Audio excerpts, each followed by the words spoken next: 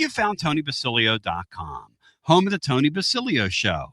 In just a few minutes, we'll be right with you with another award-winning, action-packed edition of your Tony Basilio Show.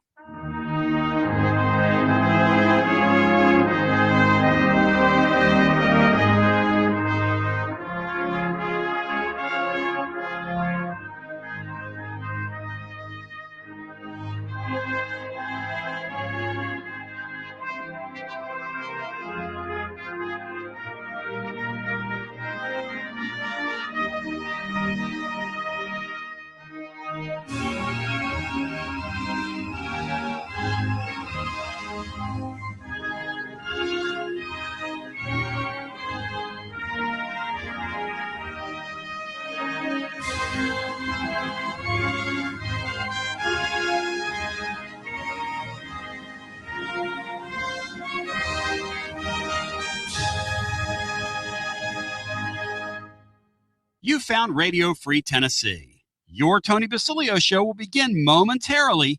Keep it locked in right here at TonyBasilio.com and on your Tony Basilio app. And hey, do us a favor. Spread the word.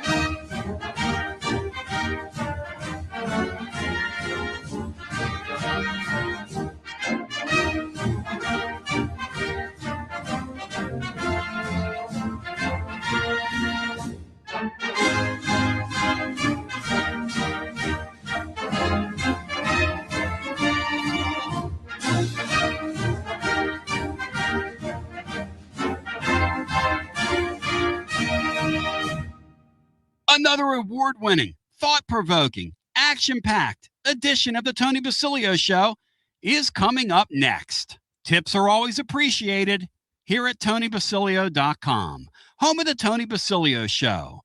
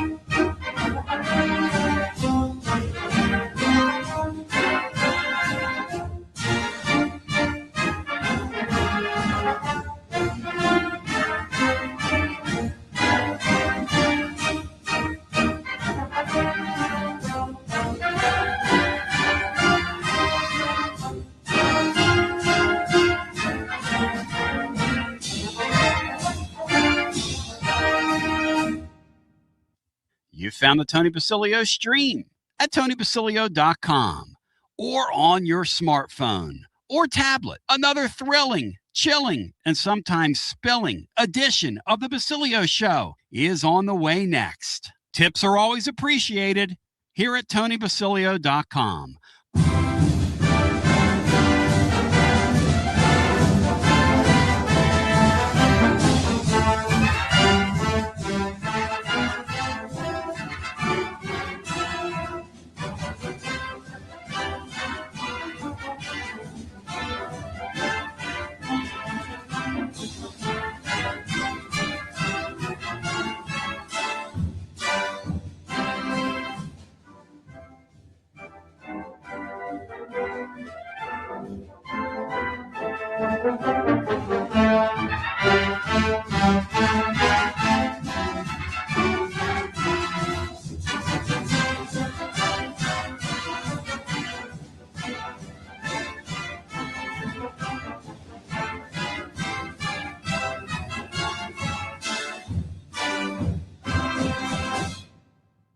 You're listening to FM 105.7 and AM 1340, WKGN Knoxville and W289CU Knoxville.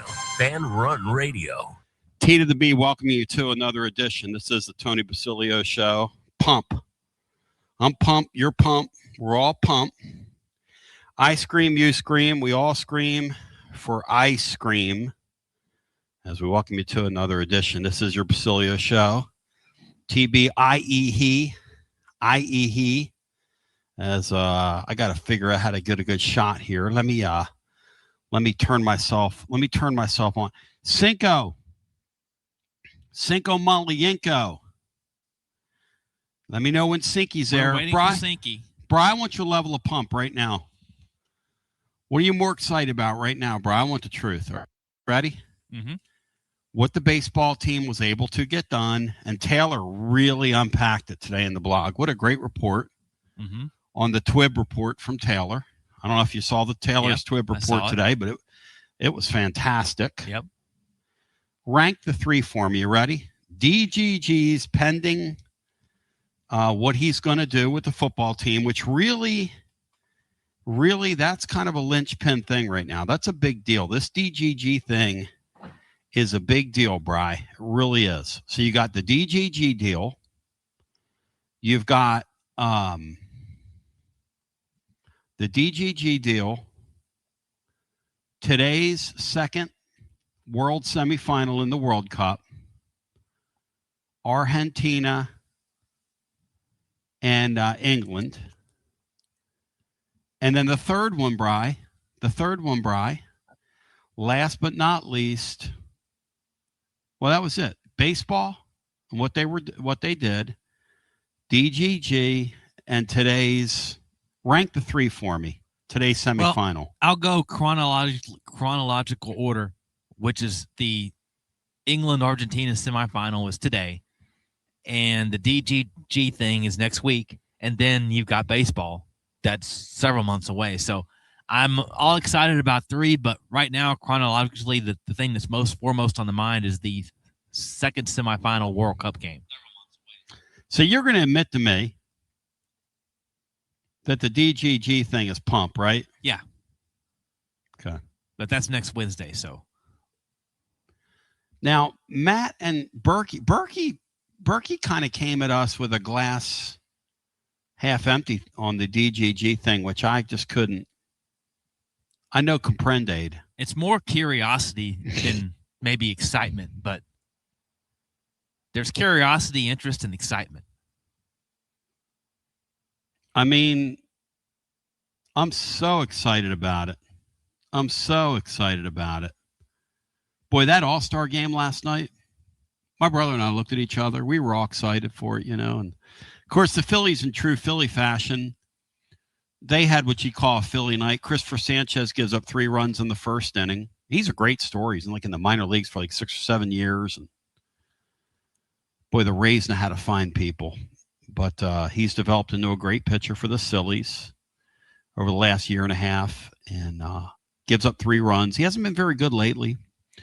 And Mizorowski's really the starting pitcher in the National League, but just a horrible game.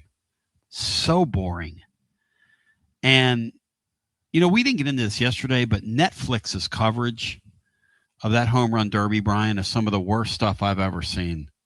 Can we just park on something real quick, and then I want to get to and by the way, Watson Brown today is taking a week off. I've got Sinky. His absence is presented by our friends at Simpson's Meats. Since 1888, Simpson's Meats are located off Murdoch Drive. They're off-level road. They will ship premium meats anywhere in the world for you and make you a hero, as I did for a couple of family members, one of whom I heard from over the weekend, and wow, I was like a hero. It's cool. Sean Sinclair, rank them for me. Rank these things for me. The tremendous job that Josh Elander and his staff did, his entire staff did in recruiting.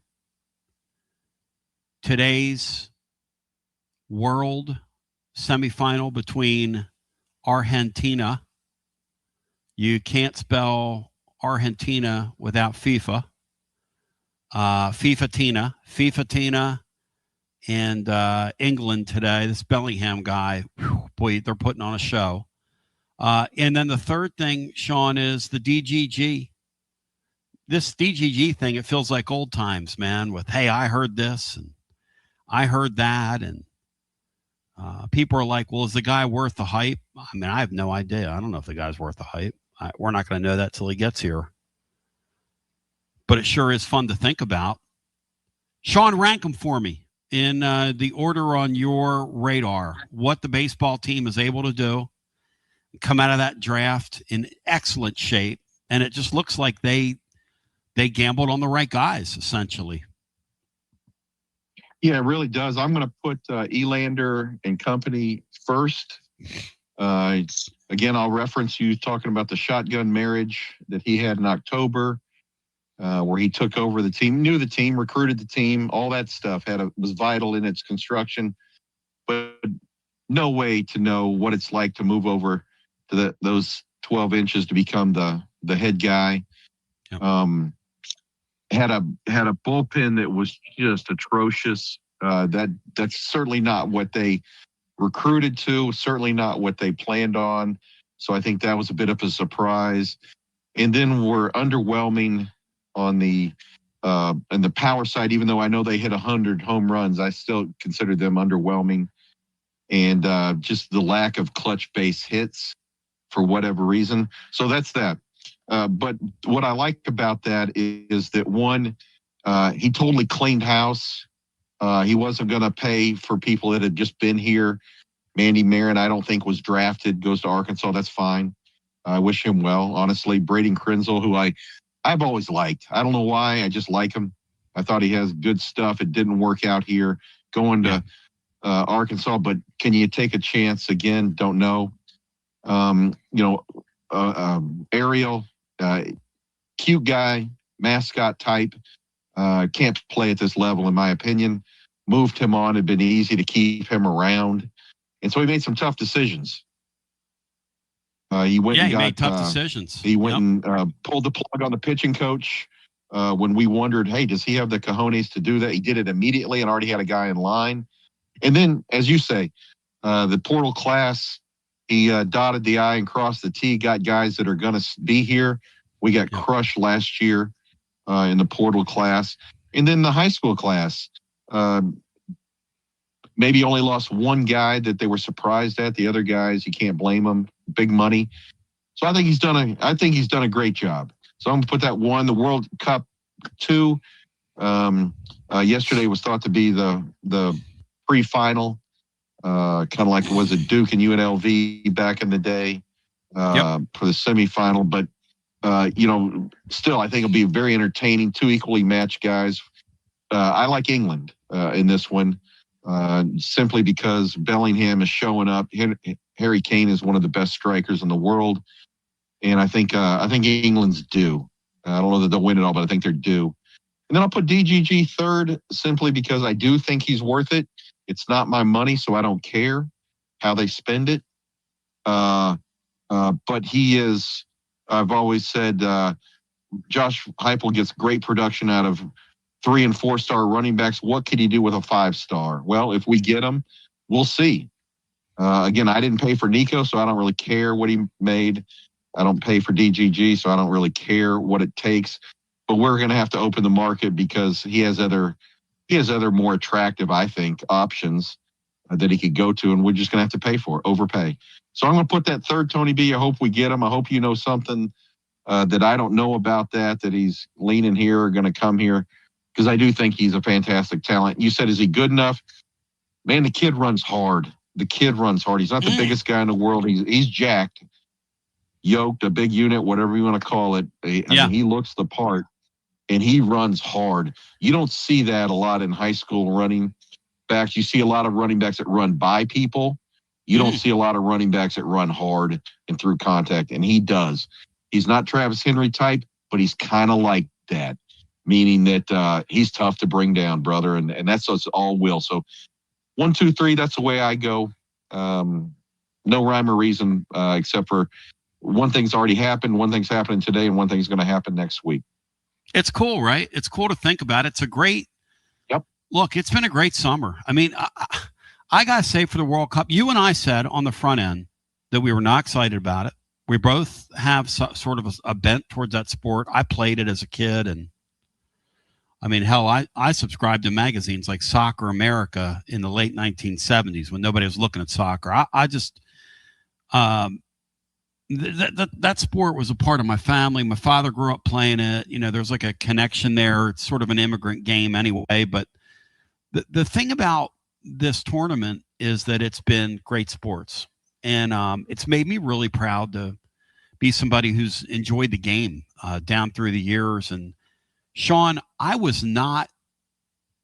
think you and I shared this. I was not real excited about the tournament. I did not think these stars would shine like this. And it has been, I mean, the kid, the teenager yesterday from Spain was fantastic in that game. Now, he didn't score, but still, I mean, they didn't let France breathe yesterday, Sean. That was incredible what they did to France. A lot of fun to watch. You're right. A couple things. You know, I grew up soccer too. Lifelong bad asthma has prevented me from doing anything great.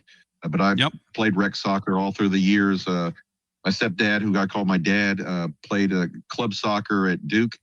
That's neat. Good athlete. So I was around it a little bit. Like you, Kyle Rote Jr., the Tampa Bay Rowdies, with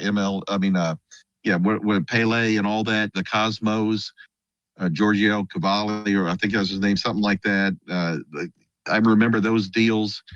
But then I left it for a long time and picked it up 20 years ago at a World Cup, and have been in love with Chelsea and the World Cup and international soccer. Not so much MLS. Am I a snob? No, I just don't. I don't have all the bandwidth for the local stuff, and I wish it well. Although I do love UT women's soccer. But I agree. You know, I was wrong as rain, as people could say, always am. That's fine. I thought it was going to be a dud. But the United States put on a great show. I thought the venues corrected their pitch issues they had over the Club World Cup the previous year. The places looked great. I thought for the most part, I thought it's been well refereed. VAR is not perfect, but I thought they've done a nice job. And the stars have come out. People have been introduced to, Lamal. They've been introduced to Harry Kane. Everyone knows Messi. They've been introduced to Bellingham and a lot of things. Spain, while France has all the headliners, Spain, a lot of those players play in La Liga, so you don't get to see a lot of them. But they're just as talented. They're just not as loud as France. And like you said in our chat, or someone said, I think Spain just has their number for whatever reason. But they're a great team with great talent. They play nice brand of soccer. And it wouldn't surprise me if England or Argentina, don't bet against Messi. That's all I got to say. But I predict a Spain, England final, and I think Spain takes it just because they're so deep and they know how to play with each other. What's really incredible too, they're the European champion, and they're the one side that seems to have France's. If France doesn't get matched with them, France probably is in the final with an opportunity to win it. The crazy thing about that match yesterday that I can't get over is France was never in it. They look like us. They were like borderline overwhelmed in that match, which was really strange to see from France. And Brian, you called that. They bottled them up and they had them. Now, Brian, when is the SEC takeover day for the Vols? Is it today, tomorrow? Today, I believe. Okay.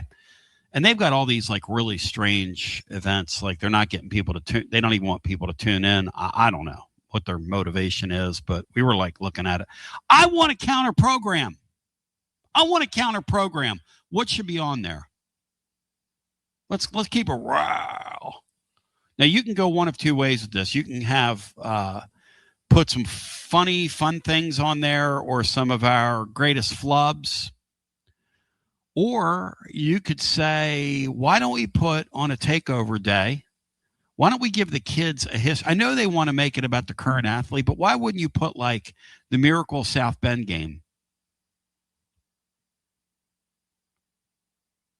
and retrofit that thing for high definition, which you can do. They have the technology to do that. I sit here at my brother's place and we watch MASH, at night. MASH is my jam, okay? But it's on here like 7 to 8 or whatever at night. And we sat here last night and watched one of the first episodes. It was the one where Frank wanted to be, went to Henry and he wanted to be chief surgeon, and they made Hawkeye chief surgeon, and the general came, and all this hijinks was happening. Well, it was in high definition. So I nominate on my all SEC day, I want a game from my day. I want the Miracle in South Bend game on there. Brian Hartman, would you like to nominate a sporting event that we put on there? I would put the national championship 98 game on there. There you go.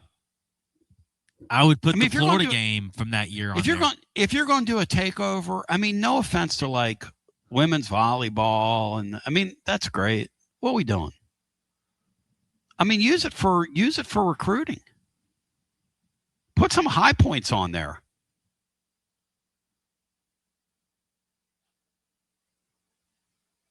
Cinco, do you have any? Do you agree with me or disagree with me that that's what they ought to do with those? I know we're pandering to the, and that is pandering to the current athlete. I get all that, but sometimes it's not all about you. You've already been on those. Those games have already aired on that network. Pull some of your old videos out and show them. Show some of those old videos they used to play. That would be really cool if they did a day where they showed like the Vols on video at J.C. Penney, some of those things, and you retrofitted them with high definition. People would tune in for that. This thing here, goodness gracious, I might click buy that if it's on. What are we doing? Do you have anything, Cinco, you would nominate to put up there?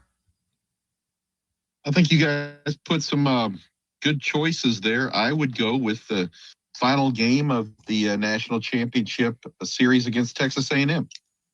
I think such drama as they got down to the end with Combs on the mound and all that stuff. They come back a little bit.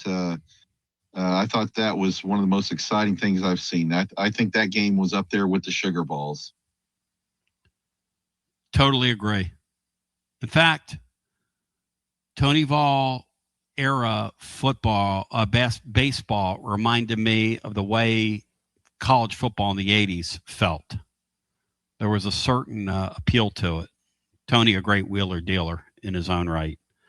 Okay, so I love Miracle in South Bend. I want that up there. I'll tell you another game from that era that I'd love up there, because I love seeing those Tennessee road uniforms. But the game for that whole 5-6 year era, which started the whole national championship run, I believe, was a game Sean was on the sidelines for, and it was in Pasadena, and it happened here at like 10:30 at night as a kickoff. And we all had to have the converter boxes to watch it on the video seat pay review. And I believe a young Mike Keith was on the sidelines. He was like a teenager back then, doing like the sideline reporting. And that was that game at UCLA, one of the more beautiful uniform games that's ever existed in the history of Tennessee sports, that game. And I'm being 100% straight up 100. Because what that would do is you would take some of the youngsters and you would take them under wings and you'd give them a lesson. And here's the lesson. Tennessee sports did not begin last year. And just because you played on a team last year, we're not going to pander to you and put you on our day on the SEC network. We're actually going to we're going to zig while everybody else is zagging. We're going to honor our past. That's what they ought to do. That's what ought to happen. Brian, answer my call. That's what ought to happen. That's what ought to happen. Or we could also go another way and do like, comedy. We do put some press conferences on there, Jimmy Cheat, etc. So I want some nominations this hour. I want to hear from you. Also, rank the three that I just gave you. Tennessee baseball finishing up. Taylor with a great piece today. His twib is excellent. In hour number 2, Cam's going to join us, set up today's game. And then we're also going to hear from the man, the myth, the legend himself as in our due, ladies and gentlemen, we're going to hear from Ben McKee. Or is Ben McKee right now, Bri? No, Ben McKee's in hour 2. I'm keeping it all straight. So the lines are wide open for you. Want to hear from you at 865-200-5402. And I do want to remind you that we're available over on the U2. You will see us on the other side. Is the man going to get back in the ring? And where would he rank the 3? And by the way, you've been waiting for this for a few weeks, and I apologize, but I've been kind of, away, but I'm getting a download later today from one of my sources on basketball so far. What we've seen from the team, how they're looking, what each guy does well, what each guy needs to work on. But I want you to rank 3 things for me. Okay? First of all, I know that you know the deal. You're watching that soccer match today. I know you are. You're a sportsman. You love it. Watson Brown today, people are asking where he is. He's taking some time. He's with his family today, and he's just taking a day off.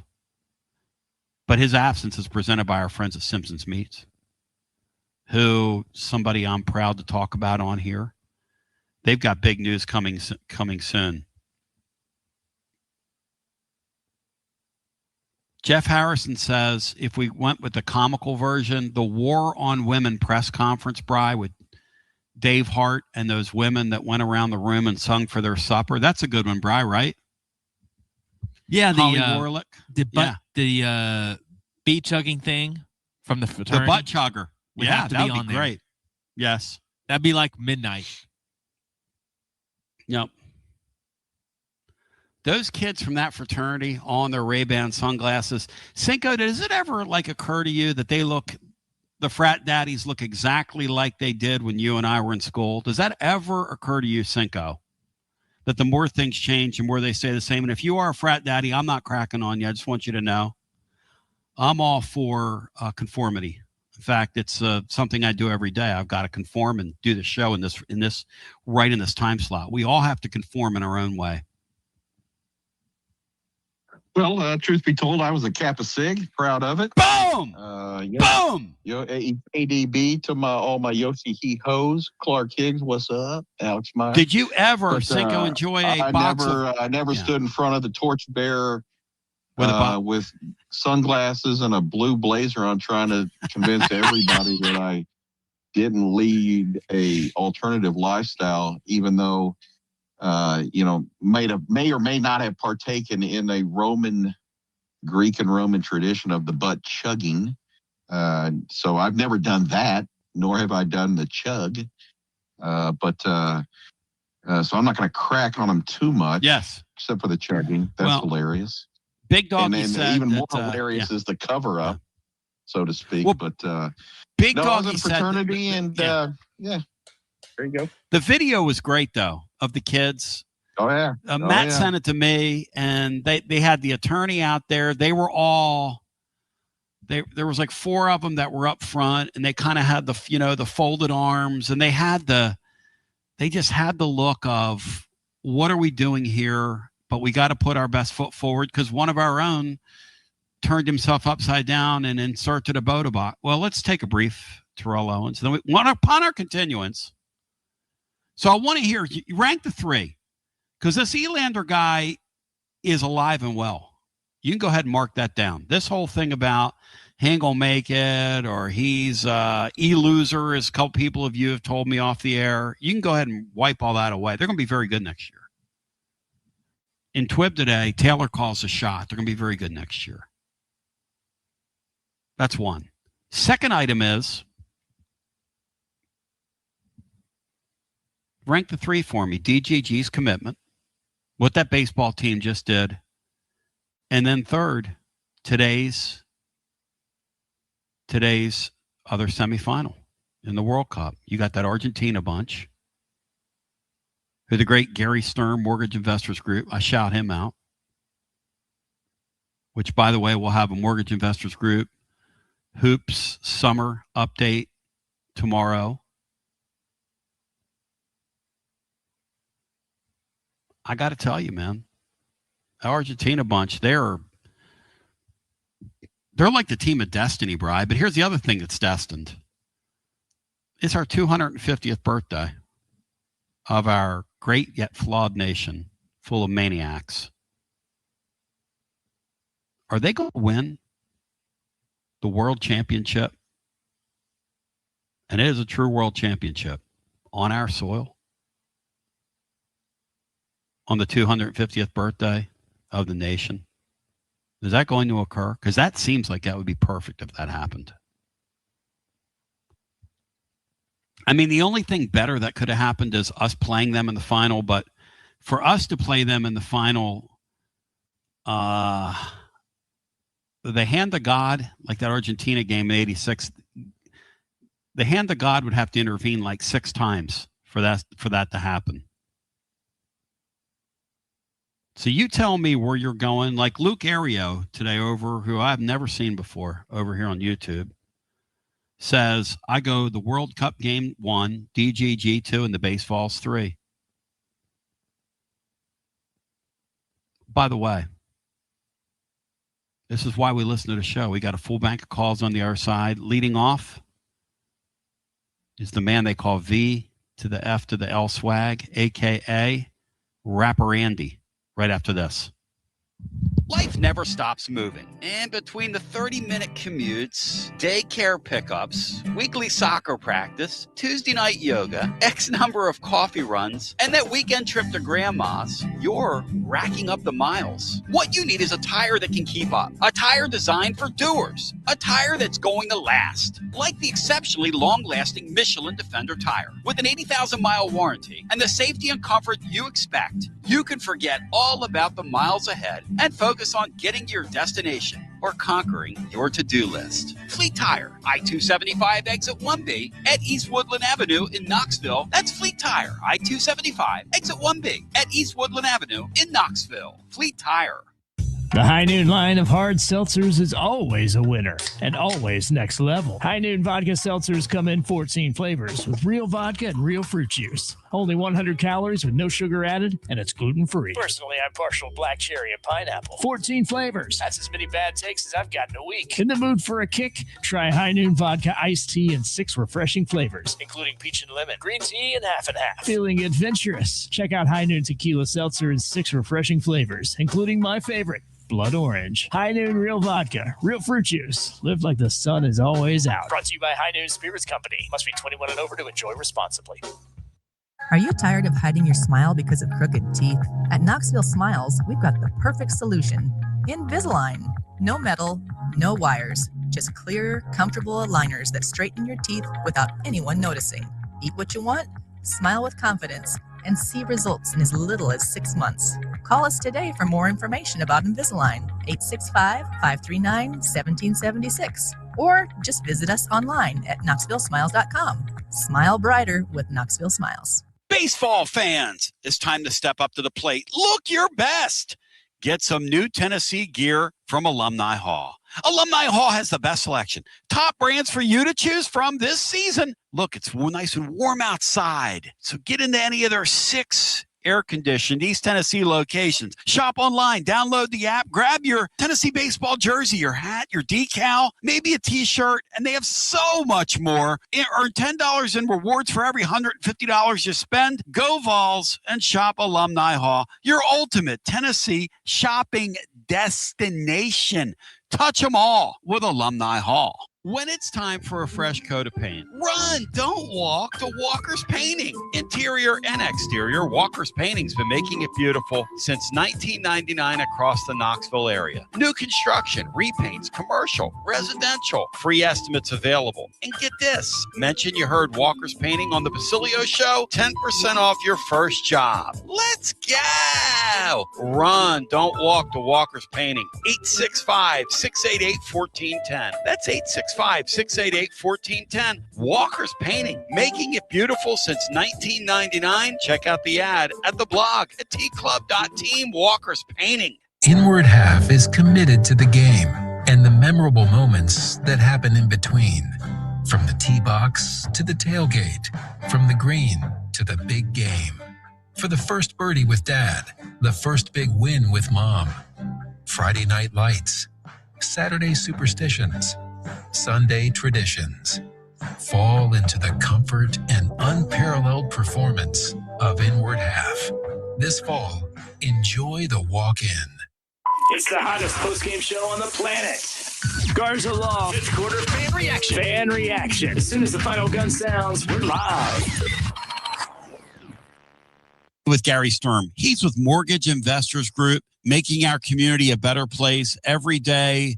Gary, you've been at it 32 years, man. Yes, Tony, I've been at Mortgage Investors Group for 32 years. We've known each other since, back in the 80s, right? And we've gotten to know each other recently as our family has gotten involved with another mortgage. Through that whole process, you were a prince, just like Jeker. When he called you at 3 o'clock in the morning after a Tennessee loss, you've been giving your phone number out for a couple decades. And why is that, Gary? This is the biggest financial decision you're ever going to make. You don't want to trust somebody online, some 800 number. You want to call somebody like myself that's going to give you my number, and you can call me anytime. I'm there to help you. I'm here to help you and your family, and I appreciate that. I appreciate your trust in me. You can call me anytime. You can be like Jeker and call me at 2 a.m. and complain about the Vols just like he did. I'd rather you call me about a mortgage, but that's okay. If you want to cry about the Vols, we can do that too. I'm a Vol at heart. You know that. And if you want to come in and meet with me face-to-face, I'm here. If you want to do it online, I'm here. That's fine. If you're curious if you can qualify to buy a house, people know the housing market's tough. That's what I'm here for. There's no obligation. You can call me anytime. I get you pre-qualified. Or maybe you've got a mortgage and you're thinking about refinancing. Maybe you want to shorten the term. Maybe you want to go to a 15-year. Who knows? But again, that's what I'm here for. It's what I've been here for 32 years. My number is 865-660-2648. It's 865-660-2648. Gary Sturm at Mortgage Investors Group, going to take great care of you. Got a plumbing or HVAC problem at home?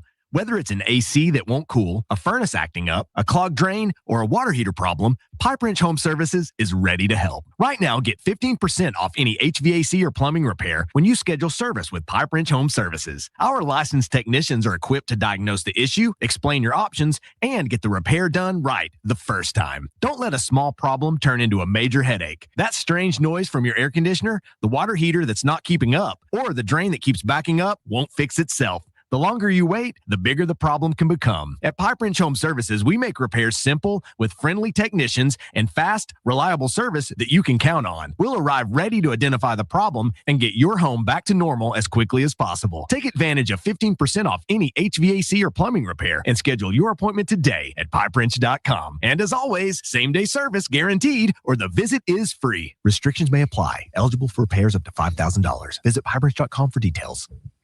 But chill back with you. A piece of breaking news from our guest who will join in hour number 2. Ben McKeegan to join from 247, and he reports the following. South Carolina transfer pitcher. He's a lefty. Jake McCoy, the real McCoy, is on Tennessee's campus as we speak. He told Ben McKee that he will not sign with the Blue Jays after having been drafted in the 18th round on Sunday. Cinco, of what significance is that to you that the Vols might be in the market to add yet another pitcher as they look like they learned their lesson from last year? They will not be short of pitching this time around. Well, you know what? Young McCoy was a thought to be in line for a first-round draft choice rating. He went Tommy John, big lefty that's upper 90s. So he's of high value. So, hopefully he's healthy.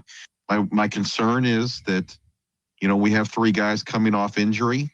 Yep. I'm sure they did their due diligence, and I'm sure this new pitching coach is aware of all of that, and they've probably got medical updates. And frankly, their injuries probably played in our favor to get them on campus.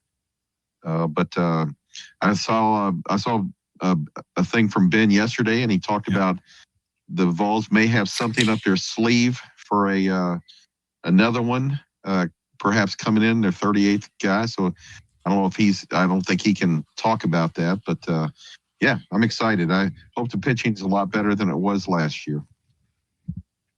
Is this their trick up their sleeve, or are you thinking there's somebody else? No, he alluded to the fact that there may be someone else that I think the numbers, counting additional things with, I don't know all the formulations. You have scholarships, plus you have these other STAs or whatever they call it. Some murky thing where you can bring people in if you'll pay their scholarship. However, he alluded to a possibility of one more. He called it trick up their sleeve. Maybe he meant card up their sleeve. But the only thing I can think about there was perhaps a graduate transfer that might look over here. But his wording made it sound like it would be a pretty cool deal.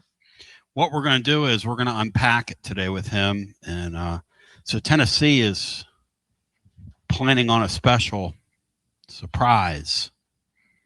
Old school.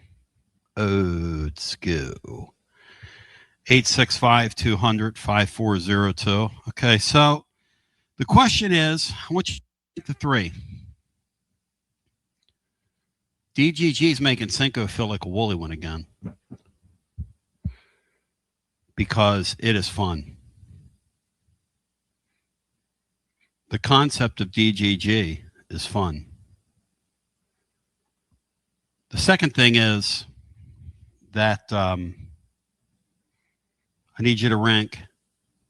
You watching kickball today. The third thing is what the baseball team's been able to get done. You got DGG. You got the World Cup, and then you got the baseball team, which has come at you from all angles. So let's go ahead and go to the phones. Cinco, if all Dad wants to know, is DGG any good? Talk to me here, Cinco. Is DGG any good? I think he is. I really think he is. I hesitate. I've seen Bryce Brown. I've seen some other kids come in. Keith Jeter was the Gatorade Player of the Decade at West Virginia. No disrespect. Didn't work out. We had a kid from the Louisiana area that was supposed to be the big deal. He got up here, got popped in the mouth, and walked home. So you just never know. But as far as I can tell, he's the real deal. Is he Herschel Walker? I saw something the other day. Perhaps Chris Lowe was talking about, not comparing him, but is in this class he's dynamic and he's dynamite and he's close here. So yeah, I think he's really good. Rocky Top Ruckus. I don't think he's Marcus Dupree. Chris Burke. And I hesitate to say a Chuck Webb or Jamal Lewis comparison. Those are the 2 best I've ever seen. But he's worth the hype, I think. And also the thing about him is that it's a great sign that your program's vital and matters. And for me right now, that's enough. Huge chip for Josh Heupel next Wednesday. Huge chip. And we'll be jumping on doing a special show if we get him. Sean, I hope you'll jump on with us. You got it. Well, let's go ahead and go to the phones and get as many people in here as humanly possible. And I want to begin things with a guy that, well, he put a video out here recently of himself in training, which Either means he's doing some good cardio and he wants to stay in condition, or he's going to get in the ring again. The rapper Andy, the pugilist Andy. Andy, how we doing? What's going on, Tony? So I just want to clear the air on something that I do not know if I'm off on Saturday yet. I will probably know tomorrow because they sent me an email yesterday morning, said, we want you actually here Thursday at 8:30. And I said, okay. So I will possibly know tomorrow. And if I find out 100%, I'll let it be known, if I'm off on Saturday. One thing, Andy, a dear friend of mine wants to know, are you getting in the ring Saturday night? Is that what's going to happen? And are you getting points on this? Is it on pay-per-view? Can we visit? Can we watch this one? Yes. So Tennessee Slugfest, they have a link. If people put like my name in there, that's how we get paid. We do not. We don't get paid like Redneck Brawl does. They don't pay us. Like, I didn't win nothing last time. Like, I didn't get nothing. Like, that fight was. You won a lot. Basically, you won my respect. You won my respect. But we are going to box this time. No more mind games. No more. I mean, I've put it out there. I've shown. I'm not scared if anybody knows how I stand anymore, how I throw or this and that. At the end of the day, work ethic. You either have it or you don't. It's who's in the gym and who's not. And that's what it comes down to. Just like yesterday, all these people on Twitter and stuff, they want to come at me sideways. And I'm like, do you not realize you've not learned yet that I have no problem walking up to you and asking you to your face?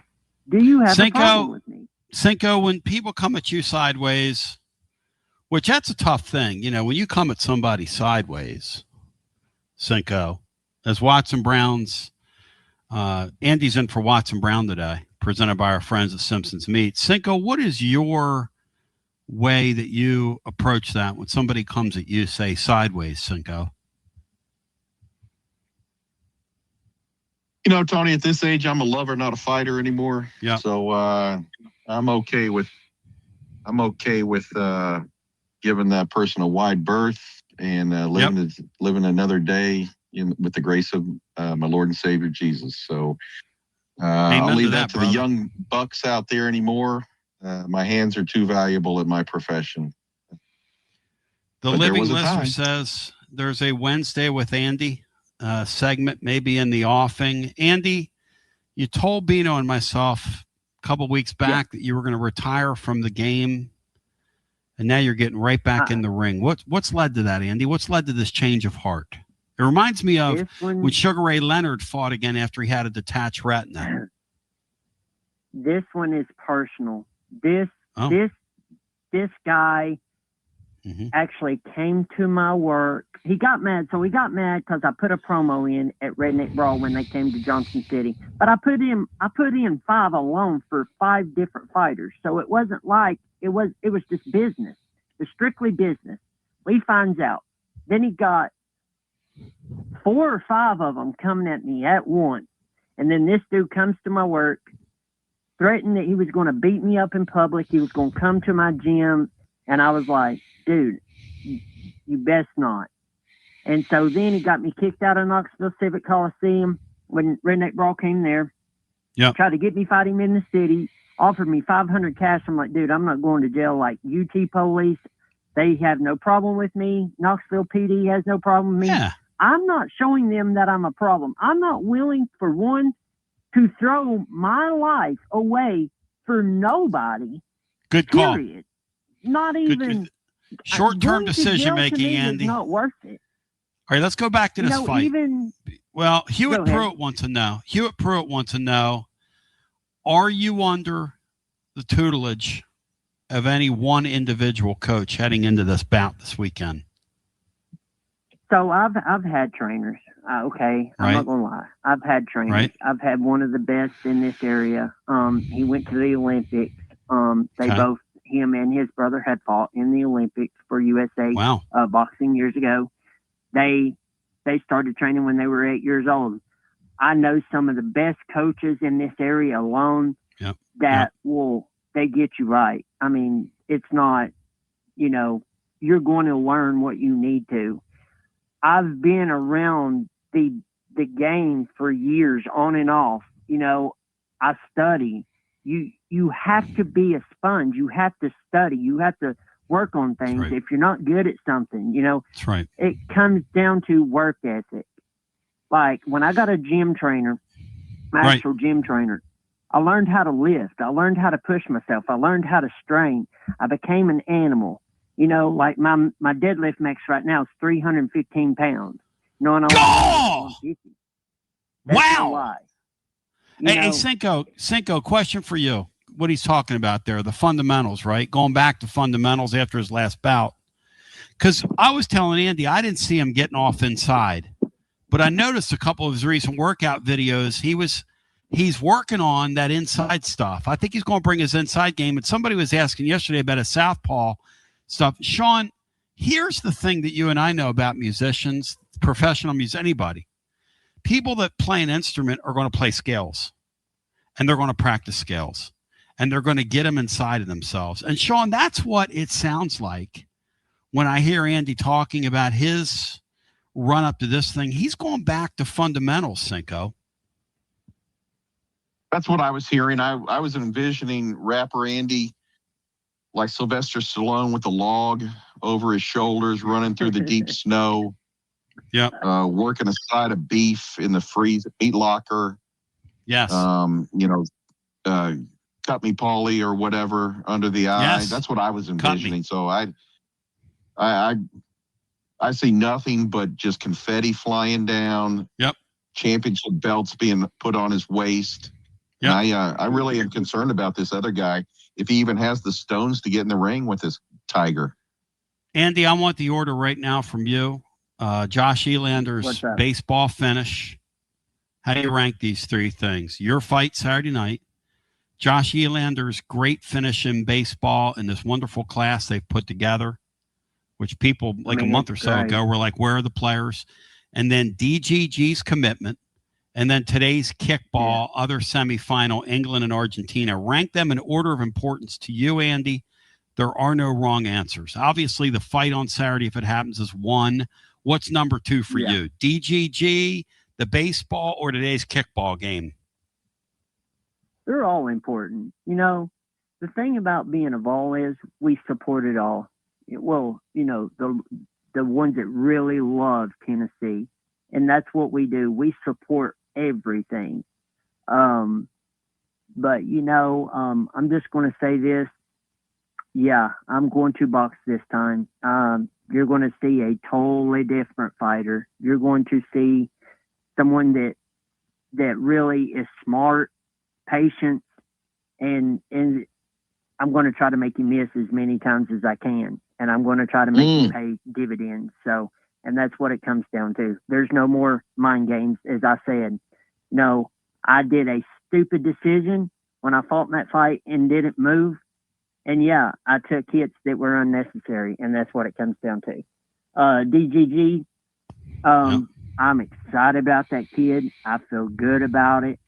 I love how Tennessee just looks like we're just making moves. We're moving mountains. You are the man. Andy, y'all. Love y'all. Go Vols. Have a doc. Andy, is DGG coming? Yes or no? I really feel good about it. I really do.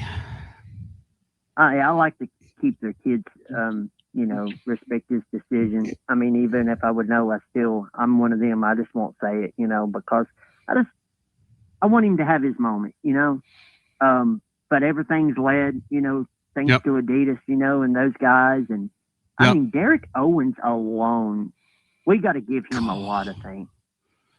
Well, and Alvin Kamara too. I mean, hell, guys doing work. These guys are doing work, man. This is going to be a total team effort. Let's not forget about the folks in Chattanooga that have had a hand in this, including that young man that calls us from Chattanooga. He's been over there with some signs. and things like that for the family that's up what on the it's about. overpass. Of course, it takes a village. Hey, Tony, let me tell you something real quick. So I tell you what was crazy. You know, when David Sanders came on campus, I went down there. They was at the Rock, and they come down, and the staff brought him around.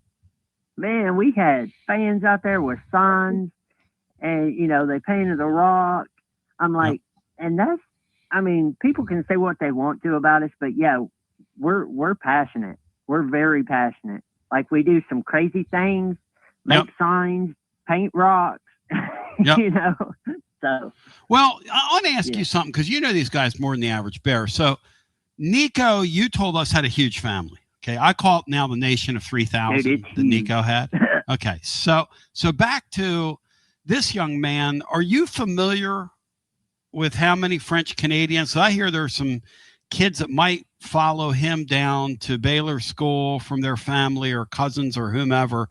Are you familiar with how many of those that we have? That I do not.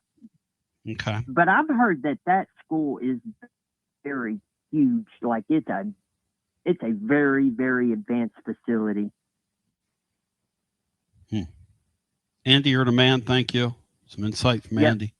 Go Vols. We're going to find out if he fights. Thank you. Go Vols to you. We find out if he fights on Friday. And Seymour Joe is a clown over here. I think that Andy had a great display today. Cinco, I just think that at the end of the day, Andy is doing what I would call a great job. I think he did a great job. Oh, no question. I've only got 4 letters for his opponent. P-A-I-N. Back to the phones we go. Christopher, and some would say that is the 4 letters for that last segment. But let's get Chris in Birmingham in here. Chris, welcome in. You're in Birmingham. Hi. Yeah, how you doing? Good, brother. How you doing in beautiful Birmingham? Well, actually, I'm driving a 26-foot U-Haul truck with all my daughter and her husband and son stuff from Michigan to Birmingham today. So I'm not quite to Louisville yet, but you guys are always great to listen to. So you're moving her family from Michigan down to your stomping grounds? Yes, but they're only going to be there for 3 months because in October they're moving to Southern Africa as medical missionaries. Wow, God bless them. That's awesome, man. Yeah. So, hey, I got one for you that I hope you think is good. That I think on the LSU takeover day, they should show the movie Bull Durham, because Lane Kiffin to me is Nuke LaLoosh kind of grown up and now coaching football. What do you think about that? Well, I mean, Brian Hartman, what do you think? That's kind of a nice pull there from our friend in Birmingham, Bri. I kind of like that. Now, some aren't familiar with the character you mentioned. You know, that was Tim Robbins playing the crazy pitcher who threw the ball all over the place. And, you know, Kevin Costner, of course, played with his mind. And it's a great thing. I mean, but if you put Tim Robbins and Lane Kiffin right next to each other, they could at least be cousins, if not brothers. And then the character, Nuke LaLoosh, you know, he's just a crazy man, like Kiffin is. Are you for this Kiffin guy or against him at LSU? And do you believe long-term that he works there? I don't know. I mean, you got a lot of crazy stuff going on in Louisiana. So you put all that together, and you might get a great big explosion of personalities. I mean, the people that have done well there are kind of either imperialistic like Saban or Cajuns like Orgeron, you know? Mm-hmm. Hey, Cinco, question for you. Did Nuke LaLoosh wreck a Lexus in that movie? No, but You I remember think that that Lane scene? Kiffin could breathe through his eyes, especially after about a night of down at the old city at the crash pad. Interesting. Hey, Tony, yes. Gotta ask you too. You know, my Braves started off really well, and your Phillies were kind of slow out of the gate, but yeah, I think you are going to pass us in the third turn. I don't know. No, I don't think so. We don't have any bullpen, man. Our bullpen is we have great starting pitching. If the Phillies can qualify for the playoffs, they would have an opportunity to be successful because they have a great closer.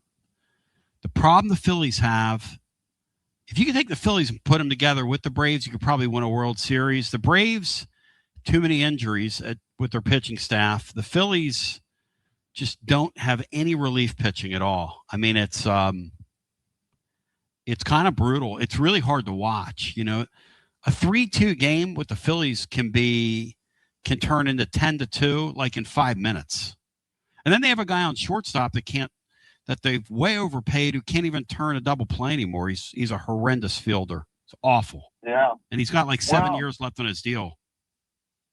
Back in the late 80s when I was in seminary, I went to a Braves Phillies doubleheader at the vet because I was in seminary in Philadelphia, and that was the most boring 5 hours of baseball I've ever watched in my life. They both were horrible in the late 80s, and that was painful.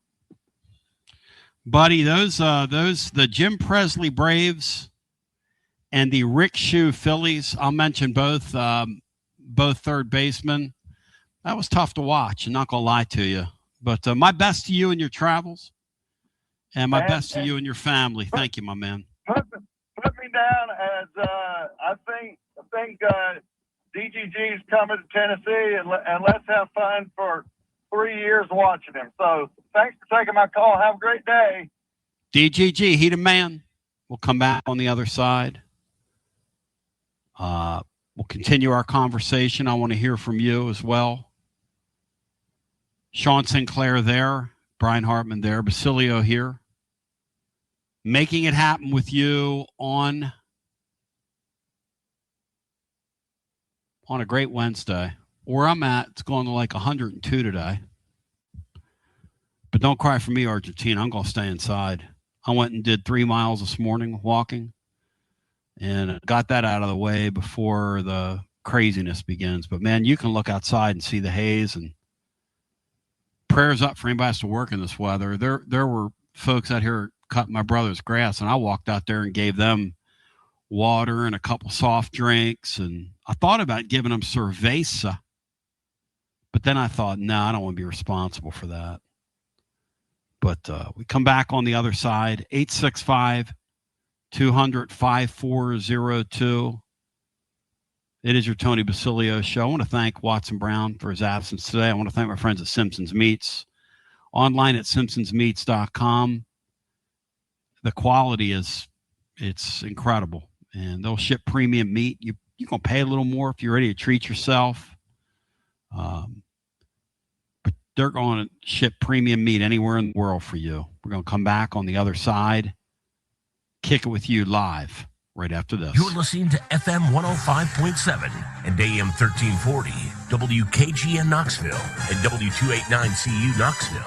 Fan Run Radio. Tona B, inviting you to experience the Collins Insurance difference. And what's that? How about multiple top carriers that you can trust? Like Erie. They underwrite our entire Rainier studio and everything around it. Travelers, Hartford, Hanover, Progressive. We do what's right because we care. In today's technology-driven world, maintaining the human touch, Bruce Springsteen, is one of our main focuses. We deliver the best customer service humanly possible. We give you someone that you can actually call or sit in front of. Imagine that. No call centers here.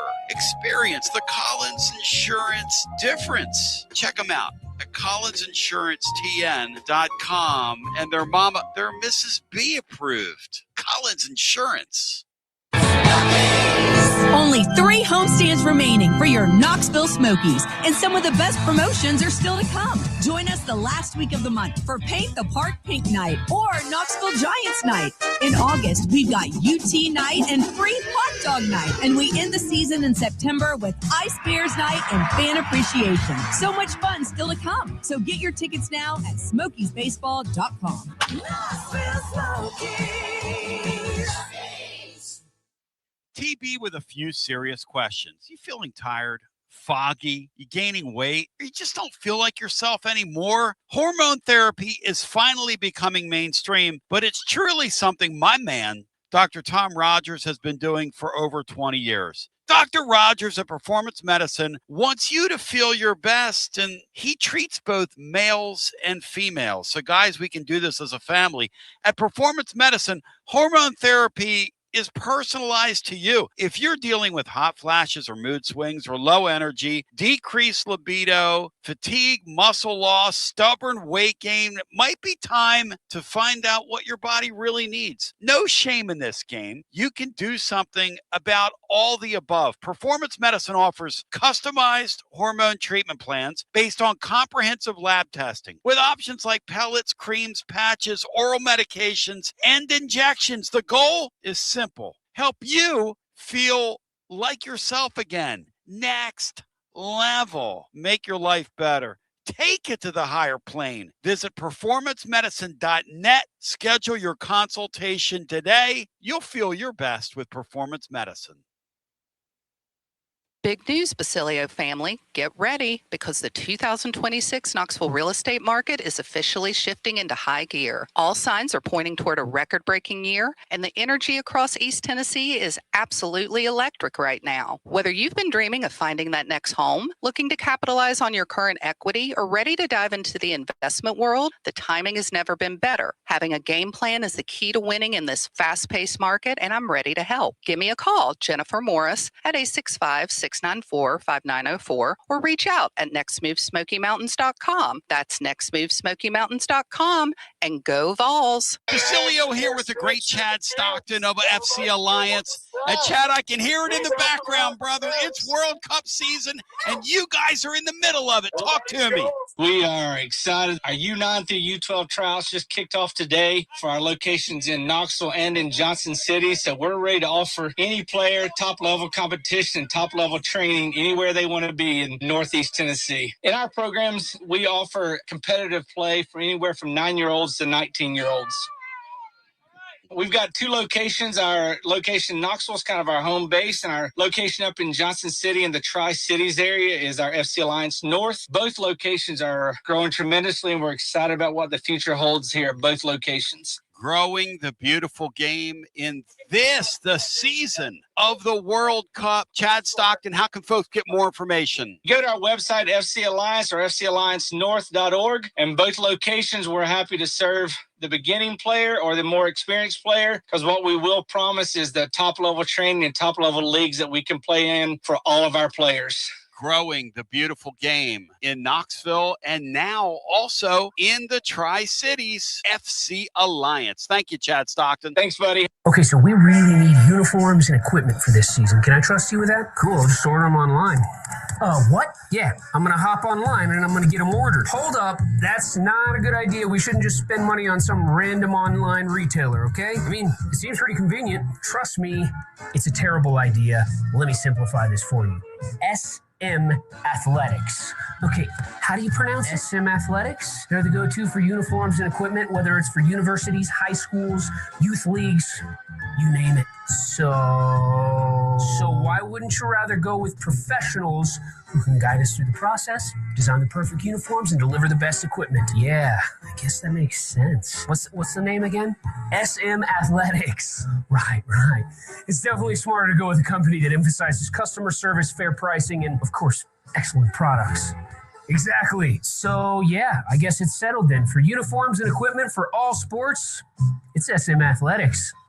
When a dangerous, overgrown, or storm-damaged tree is threatening your home, your car, or your family, don't risk it. Call ECR Total Landscapes, your local tree cutting experts. From precision tree removal and trimming to emergency storm cleanup, ECR Total Landscapes has the equipment and the experience to get the job done safely and efficiently. Call today to set up your free estimate, 865-384-2012, or just go online to ecrtotallandscapes.com. Preparing food for a big gathering can really take it out of you. That's why you need to call Calhoun's and check out their selection of party platters. Whether you're hosting a party for the big game, a reunion, or just an everyday gathering, a Calhoun's party platter is next level. Choose from Calhoun's always excellent chicken tenders, fly with Calhoun's wings, or boneless wings with a variety of dipping sauces, award-winning next-level melt-in-your-mouth barbecue ribs, or delicious spinach artichoke dip, or get one of each. Plus, if you're doing burgers or sandwiches, Calhoun's has lots of side dishes like spinach Maria, baked cinnamon apples, Smoky Mountain baked beans, or creamy coleslaw. Available in pints, quarts, and gallons. And to finish things off, pick up one of Calhoun's great desserts to go, including homemade cheesecake or key lime pie. Calhoun's, simply your go-to party headquarters. With 9 locations all over East Tennessee, you can order online and just pick it up. Calhoun's, one of the Copper Cellar family of restaurants, along with Chesapeake's, Copper Cellar, Corner 16, Cherokee Grill, and Smoky Mountain Brewery. Eat local, eat good. Nothing makes you realize how much you rely on your air conditioner like a scorching hot day in East Tennessee. You want more than a technician. You want someone you can trust. Schedule Pipe Wrench's $79 AC tune-up now because the heat is here. Our certified technicians inspect, clean, and fine-tune your HVAC system to help it run efficiently and reliably while reducing the risk of breakdowns when you need it most. And while we're there, we can also recommend ways to improve your indoor air quality for cleaner, healthier air throughout your home. For more than 20 years, homeowners across Knoxville, Maryville, Oak Ridge, and surrounding communities have trusted Pipe Wrench Home Services for dependable comfort. And with our same-day service guarantee, you won't be left waiting when comfort matters most. Schedule your $79 AC tune-up today at PipeWrench.com. Same-day service guaranteed, or the visit is free. Offer valid on standard systems only. Visit PipeWrench.com for details. Basilio here with my buddy, Connexio Kristen. Hey, Tony. Good to see ya. Connexio builds fleet technology that helps transportation and logistics companies win big. Live GPS, easy ELD and compliance tools, AI dash cameras, and asset tracking, all backed by the #1 U.S. customer support team. Want a better playbook for your operations? Visit Connexio.com/Tony. That's KONEXIAL.com/Tony. Connexio, built for drivers, trusted by fleets, and proud Vol fans.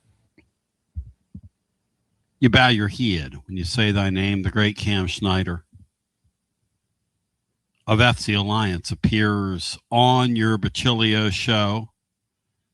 And I got to shout out Brian Hartman, who yesterday called the shot. People laughed at him. He said Spain's going to house France. They're going to beat them. They're going to house them. And the thing about that result yesterday, Cam, as I bring you in, is not that it happened. Yeah, Cam did not answer, unfortunately. It's the way, Cam, that it happened, right? Cinco, you being here for Cam, Sean Sinclair, and then we'll bring Cam up with us when he gets here. But Cinco, it's not that it happened. It's the way they just got. I mean, when they lost to him the last couple times, it was on PKs. It went down as ties. They got the absolute hell beat out of them yesterday. That thing could have been 2-0 at halftime, maybe 3-0 at the break. I mean, that thing was really one-sided. That was crazy yesterday how good Spain looked. Just crazy. I agree with you. However, I do think that penalty early in the game, you got a veteran defensive player who just wasn't paying attention to where the Spain guy was, Spanish player was, and just kicked his leg up. To cause a penalty. I think that just rocked the whole deal. Then they got behind.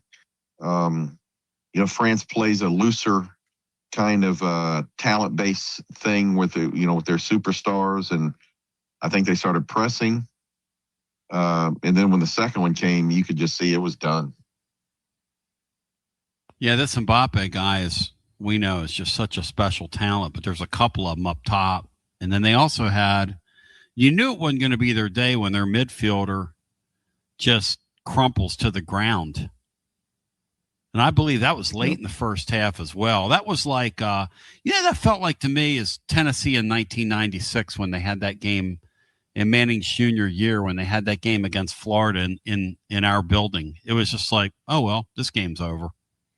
Game over at halftime. Yeah, and they had Dembele had the hat trick earlier in the tournament, but, he's a reigning Ballon d'Or winner. For those unknowing, means the World Player of the Year. And he had the one game that was just electric, and then he's kind of been quiet the rest of the tournament. They needed to hit something from him, and they started pressing, and then Spain just wouldn't let them off the hook, and there you go. Well, our friends at FC Alliance are growing the beautiful game all over the place, and Cam's pretty indicative of what they have in their program. They're serious about the sport. They're serious about teaching it properly. You listen to him; he nailed those U.S. games. Brian, did he not say we were going to lose last Tuesday night 3-1, and that's what it would have been if they didn't add a late garbage goal? And basically said they're going to come out and they're going to attack us. He basically nailed that game, didn't he? Yeah, and just the way that the whole thing about the red card being overturned and him getting to play sort of fired Belgium up, and it sure did. Stan the Man has a good point. It looked like the French team had eaten at the local Taco Bell, and they picked up some cyclosporisis. Brian, have you heard about this? Yeah, I have. They don't want you eating bagged lettuce. Some would say that I've been guilty of verbal diarrhea in the past, but you don't want to get diarrhea. But this is going to be fun. Bobby Gooney tomorrow. It's going to appear Friday on the blog, but I'm working on a summer piece on the basketball program and the progress thus far. And I'm working on a piece for that. I'll have a long form piece. So it'll either run on Friday or on Monday.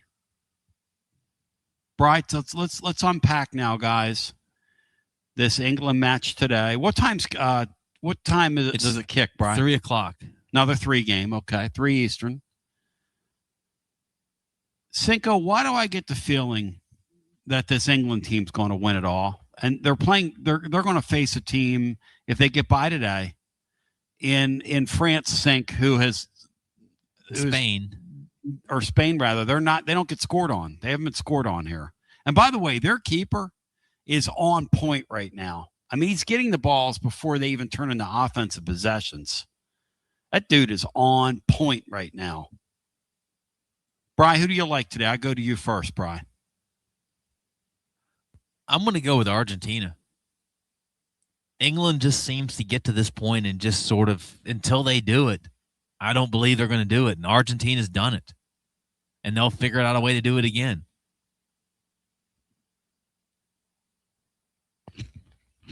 Hey, Shawnee's got a good point. At some degree, it hasn't happened yet. It didn't happen in the last round. Last round was generally the bugaboo for England in this tournament, historically. These guys are now walking into Rick Barnes in the Elite Eight territory here. They haven't been through this round, Brian, since when? 66? Is that right? Is that their last final? They last won it in 1966. And their last final was 66, right? Yeah. I believe that's 60 years, because I'm getting ready to put that many candles on my cake, though I don't act like it, and nor will I ever. But Tone eating his salad. No, today, no salad for me, bro. Till they tell me all's clear and I'm free to move back to cabin, I'm staying away from salad. In fact, I'm going to Ralph's in Philly, which is a Italian eatery that is, I believe, in North America, one of the oldest family-owned Italian joints in our country, if it's not the oldest. So, Cinco, what do you got here in today's match? Because on one hand, England's red hot. Bellingham is he's just on another level. On the other hand, this Argentina bunch, man, they just keep winning with mirrors. It's crazy. And what happened the other night, late in that match, and then into the overtime, with taking a man off the field for your opponent when they were absolutely vulnerable. Argentina had a decent chance to lose that game. What do you got, Cinco? Well, Argentina's been there, done that, and they've got the talisman in Messi. There's no question. Yep. But yep. You know, the little different about England. You know, England now, they have a nice mix of young guys and Harry Kane. John Stones came off the bench last game and really kind of solidified the back four for them, which helped. And he had just a world-class game when he got in. And then the other thing I like is they have two just killers up front in Bellingham and Kane. And the thing that Brian alluded to is I think it's a little bit different now. Is if you notice after the game, Thomas Tuchel is he's a no-nonsense German. He was the head coach at Chelsea for a while. And if you notice after the game, he said, we got lucky. We played terrible. The mentality of our team's what brought us through. And so for years, been, just filled with stars from the Premier League that are all, getting glad-handed and patted on the back. And I think it's a little hungrier team than they've had. And I think Tuchel will, I think he has kind of lit them up the past couple of days. And I think they come out strong today. I like England. You know what's crazy is that England hasn't had a goal scored by a Premier League player yet in this tournament. Wow. Which seems like it should be impossible, but yeah, that's interesting, Brian. I'll tell you what, the Bellingham guy and the Hawk kid were extremely close and are extremely close, and the fellowship that those guys shared on the field the other day was pretty next level. There's a lot of cross-pollination with these guys that play on these teams, and then they go against each other. It's sort of like I'm used to in hockey when we watch the NHL guys, and then they have to take on their teammates, and a lot of great storylines from this tournament. I kind of get the feeling that the winner of today's game is going to win the whole thing. And I don't know why that is, because that makes zero sense, Bri and Sean and the living listener. Because Spain is, if you look at the books, they're heavily favored. They're basically clean sheet through the whole thing. They're playing for keeps. They're excellent. I've got a feeling that Argentina's a defending champion. This Messi guy, if he gets in that spot. Sean, it's like Todd Proctor told us that one time, couple World Cup cycles ago in the studio when you guys were doing the post game, and we did some World Cup post game back then. We did a call in after a couple of U.S. games. Messi has that knack about all the greats have, which is he's not the best all the time, but he's at his best when he needs to be. And you only need those guys to be great for 30 seconds at a time, Sean. And he still has that brilliance in him. That's what scares me today from an English perspective. He still has that ability. People thought he was washed up. He's in the MLS.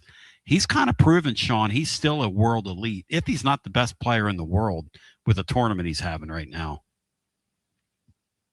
He certainly is. He's having a wonderful tournament. The difference between him and some others is he can put the ball anywhere he wants at any given time. Most people just kick it toward the goal. I mean, he places the ball. But I think Kane's like that too, you know. They were down and Kane put 2 goals in to take them through the quarterfinals. So we'll see. I like England. I don't know why. I just do. Like you said, Argentina has been kind of scraping by. I thought the last game where they put 3 in a row, crazy. You can call it luck, you can call it fate, you can call it whatever, but it's sometimes that kind of runs out. But it should be a wonderful game and just a celebration for just all over the place. It's you talk about Spain and Spain. The secret always to me has been that Spain's as technically proficient as Brazil. They're just not as flashy. I mean, every one of those guys is a world-class player with the ball in his feet. The U.S. doesn't have that. Not a lot of other teams have it. They do have that. Well, and the other thing too, Sean, on the world level, and the hot goalie. I mean, and they got the hot goalie now. They're tough. They're tough. The thing about Spain, watching them yesterday, and Brian nailed it. They're so connected. Like in hockey, hockey. You talk about that. About man, you've got to play that sport in a connected way, or you're going to get exposed. And in that world level game, if you're not connected in soccer, those elite players will take advantage of your weaknesses. Well, yesterday, Spain had 0 weaknesses out there, as in 0. They were connected from A to Z yesterday. What they do is they're built to beat teams like France because they keep the ball away from them. They don't let French teams get on the attack very much, and they just sort of play keep away. And it's totally like connected. You get a 10-point lead in a regular football game, and you just run the ball every possession, every play, and you just grind the clock down. That's what Spain does, and it's just they're built to beat France. What they were yesterday. Another thing they do is they don't give up a lot of set pieces. If you watch them, they're not a physically large team, but somehow they don't get dominated in the air because they don't give you chances like that. They don't make stupid mistakes. They don't give the ball up. They play so that they're not giving up a lot of corners unless it's absolutely necessary. They choke you out. They make you earn it. James Daniels got a really good point about Spain, looking at them and the way they're going right now, just in this run they're in with their national team. He said they're like early Saban, Bama. There are no weaknesses. I mean, like Sean was saying, everybody's great, 5-star players everywhere, and there's no flash, but they're loaded with talent. Those Bama teams that Saban had, that's exactly how they were. I used to talk about how they looked like they were hell-bent on world domination. They were all like Ivan Dragos. There was no like excessive celebrating with them. They just went out and smashed your face in and made you like it. And then another thing about them is interesting is that their leading scorer, and I can't, it's not Olazabal, but it's something like that. He's unless you follow La Liga, you wouldn't even know who the guy is. Isn't that great? He's not a Messi. He's not Lamine Yamal. He's not these guys. No. He plays because he wants to play. And he doesn't want to play at Barcelona. He doesn't want to play at Madrid. He doesn't want to play at Atletico. He just wants to play where he plays. And all the guy does is score every single game. And it's unbelievable. I mean, I think he scored in this tournament in every game but one. I mean, he's not like he's tremendously flashy. He's not going to do the Messi thing and, make some spectacular run. The other comparison I'll have for you about looking at Spain, they remind me of Indiana last year. Every single player knows what every other player on the field's going to do. And if you watch that final, watch that. because that's how they've been playing. Indiana, we talked about this yesterday. There is, within the industry, among the coaches, there's a belief that last year they took the tests having the answers. Now, did they pay for information? I don't know. That came up yesterday on the show. I don't know. I don't pretend to know the answer to these things. I'm just telling you what people chatter about. Is it jealousy that's the chatter and the talk in that industry? Because those guys are all really well. I mean, you've got coordinators in our league making close to $3 million now. Here's my thing. All these years, these guys told me we could never pay the players. They're lucky they're getting scholarships. Now we have $40 and $50 million payrolls. And I would have thought, Sean, that it would have brought coaches' pay down. No way. So now we have $50 million for your payroll. And we're paying coordinators, Sean, close to $3 million a year. I mean, when does it end? Does it end? I don't see any end in sight to this. Tony, that question's been asked for 40 years. When does it end? It's not sustainable. And yet it just keeps growing and growing and growing. And you got now the absurdity of it all is.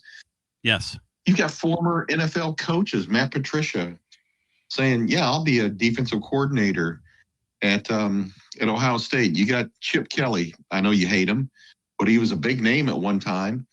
He became an offensive coordinator at Ohio State. You're taking You're right. head coaches at smaller schools, and they're electing to leading a program to go be assistant coaches at Power 5 schools because the money's just crazy. $2 and $3 million.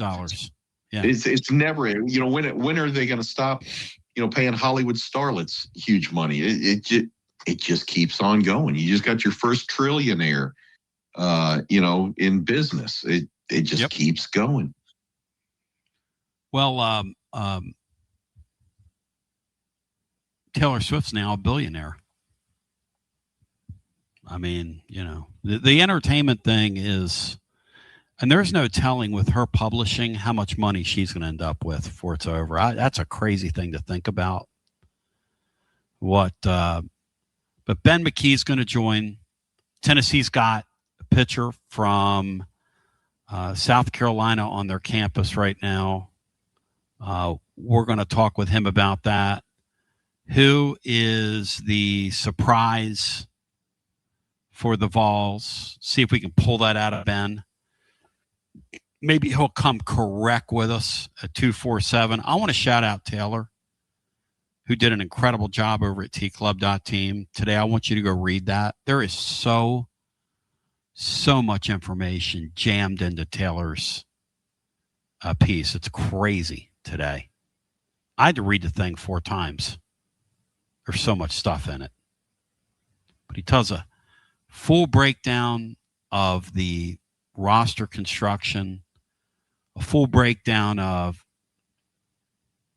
who Tennessee is probably going to keep, who they're going to lose, a few of the guys from the transfer portal that might be on the fence and toggling somewhere or the other. It's a great read. But inevitably, it looks to me, and I'm going to talk with Ben about this, it feels like Tennessee has learned their lesson, and they're not going to be in the 34 cap era of players. They're not going to get caught short with pitching again. Question is, how many of those guys are going to be available? How many of those guys come back from Tommy John? How many of them are 2-year sort of projects from that? And then we'll unpack all that. Ben McKee of 247, who knocks it out. He's on the other side on your high noon hotline. I do want to thank Watson Brown for his absence today on the high noon hotline. I do want to thank, no doubt about it, Cam for all his appearances this year on the high noon hotline as well. But he got tied up today. no doubt, serving the youth in his program. So we'll take a brief time out, and I shout them out as well because FC Alliance does a great job. More on the other side after this. You got to dream about buying some land and building on that land? Well, Waterside Contracting is your ticket. 25 years of making dreams come true, Michael Scott. For hundreds in our area, custom homes or remodels, Waterside Contracting will build on your lot. They do incredible work all over the area. Structural integrity, quality without compromise. It's a way of life with Waterside Contract. Check out the wonderful work Waterside does. WatersideContractingLLC.com. When it's time for your dreams to come true. Quality without compromising. Waterside Contracting. He doesn't always drink beer, but when he does, he definitely prefers Dos Equis. That's right. The most interesting man in the world has returned, and he's more interesting than ever before. His phone is addicted to him. All of his teeth, all are wisdom teeth. So raise a Dos Equis to the man, the myth, the legend. And remember, stay thirsty, my friends. Dos Equis, enjoy responsibly. 2026 Cervezas Mexicanas, White Plains, New York. Located in Knoxville's historic Old City, Barley's offers great food, live music, the best draft beer selection in town, and now your new favorite place to watch sports. Their indoor projector is perfect for any weather, and they've revamped their upstairs area with more TVs to take in all of the action.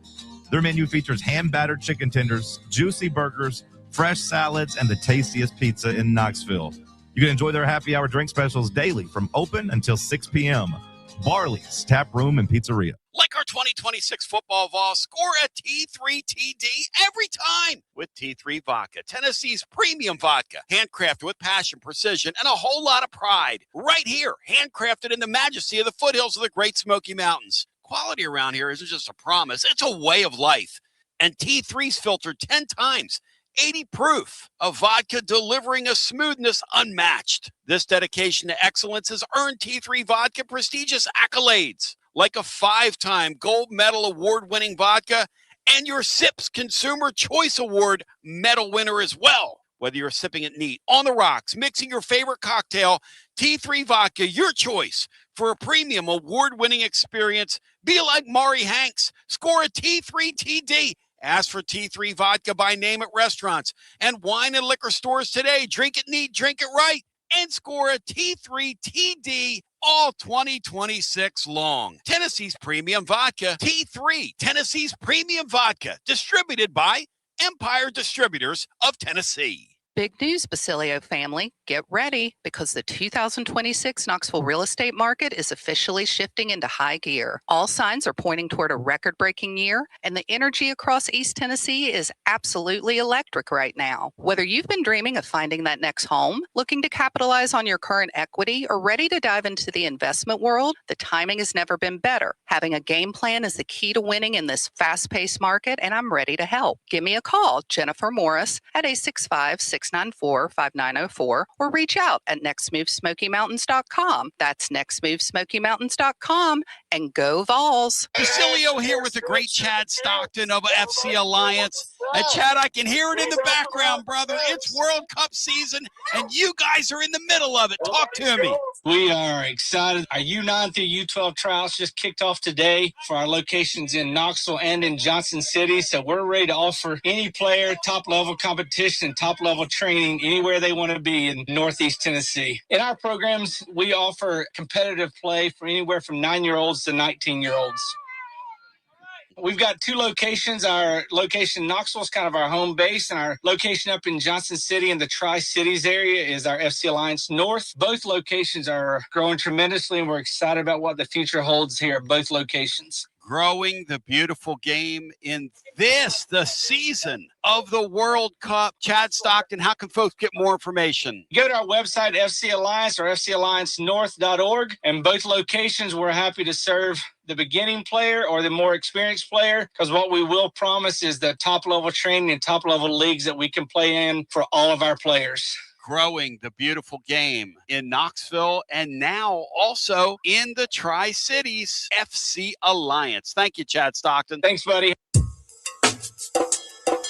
TB here for Cedar Bluff Plumbing, a live and local company that's been serving our area for over 32 years and counting because every customer counts, and I mean no job is too small. Cedar Bluff Plumbing just voted #1 by City View magazine because multiple plumbing experts are on call to serve all your plumbing needs. Chances are there'll be a plumber in your area when you call, and they won't send some salesman to your house. You're going to get a high character, trustworthy, highly trained plumber who will serve you, not like some of these guys that look like they came off the set of America's Most Wanted. Cedar Bluff Plumbing is Basilio tested and approved and will go the extra mile for you because Chucky Mack is a servant of the people and my consigliere to the throne, celebrating over 32 years of serving living volunteers. Cedar Bluff Plumbing. Call 588-4448. That's 588-4448. Cedar Bluff Plumbing. Out-of-town law firms have been swarming into East Tennessee lately. From Memphis, Chattanooga, and Birmingham, they've stormed into the area. Wouldn't you rather do business with a local firm? You know, a true neighbor. Marcos Garza and the pros at the Garza Law Firm are just that. There are neighbors and friends that support local causes year-round. The Garza Law Firm works to serve you professionally on criminal matters, injuries and accident matters, and Social Security and disability filings. The Garza Law Firm is here for you at garzalaw.com. The Garza Law Firm. Let us help. The High Noon line of hard seltzers is always a winner and always next level. High Noon vodka seltzers come in 14 flavors with real vodka and real fruit juice. Only 100 calories with no sugar added, and it's gluten-free. Personally, I'm partial black cherry and pineapple. 14 flavors. That's as many bad takes as I've got in a week. In the mood for a kick? Try High Noon vodka iced tea in 6 refreshing flavors, including peach and lemon, green tea, and half and half. Feeling adventurous? Check out High Noon tequila seltzer in 6 refreshing flavors, including my favorite, Blood Orange. High Noon real vodka, real fruit juice. Live like the sun is always out. Brought to you by High Noon Spirits Company. Must be 21 and over to enjoy responsibly.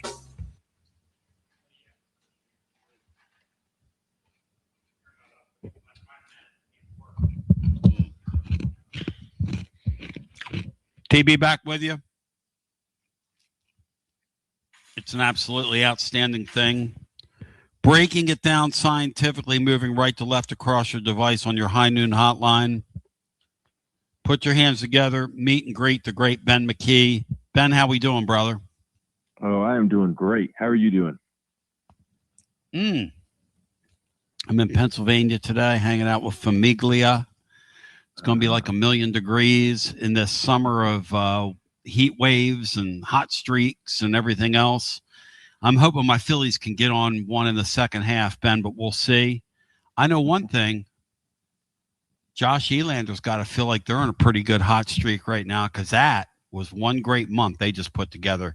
Putting these baseball teams together in college sports right now, Ben, and you were in there every step of the way, but you talk about threading the needle. Man, that was a great job by them.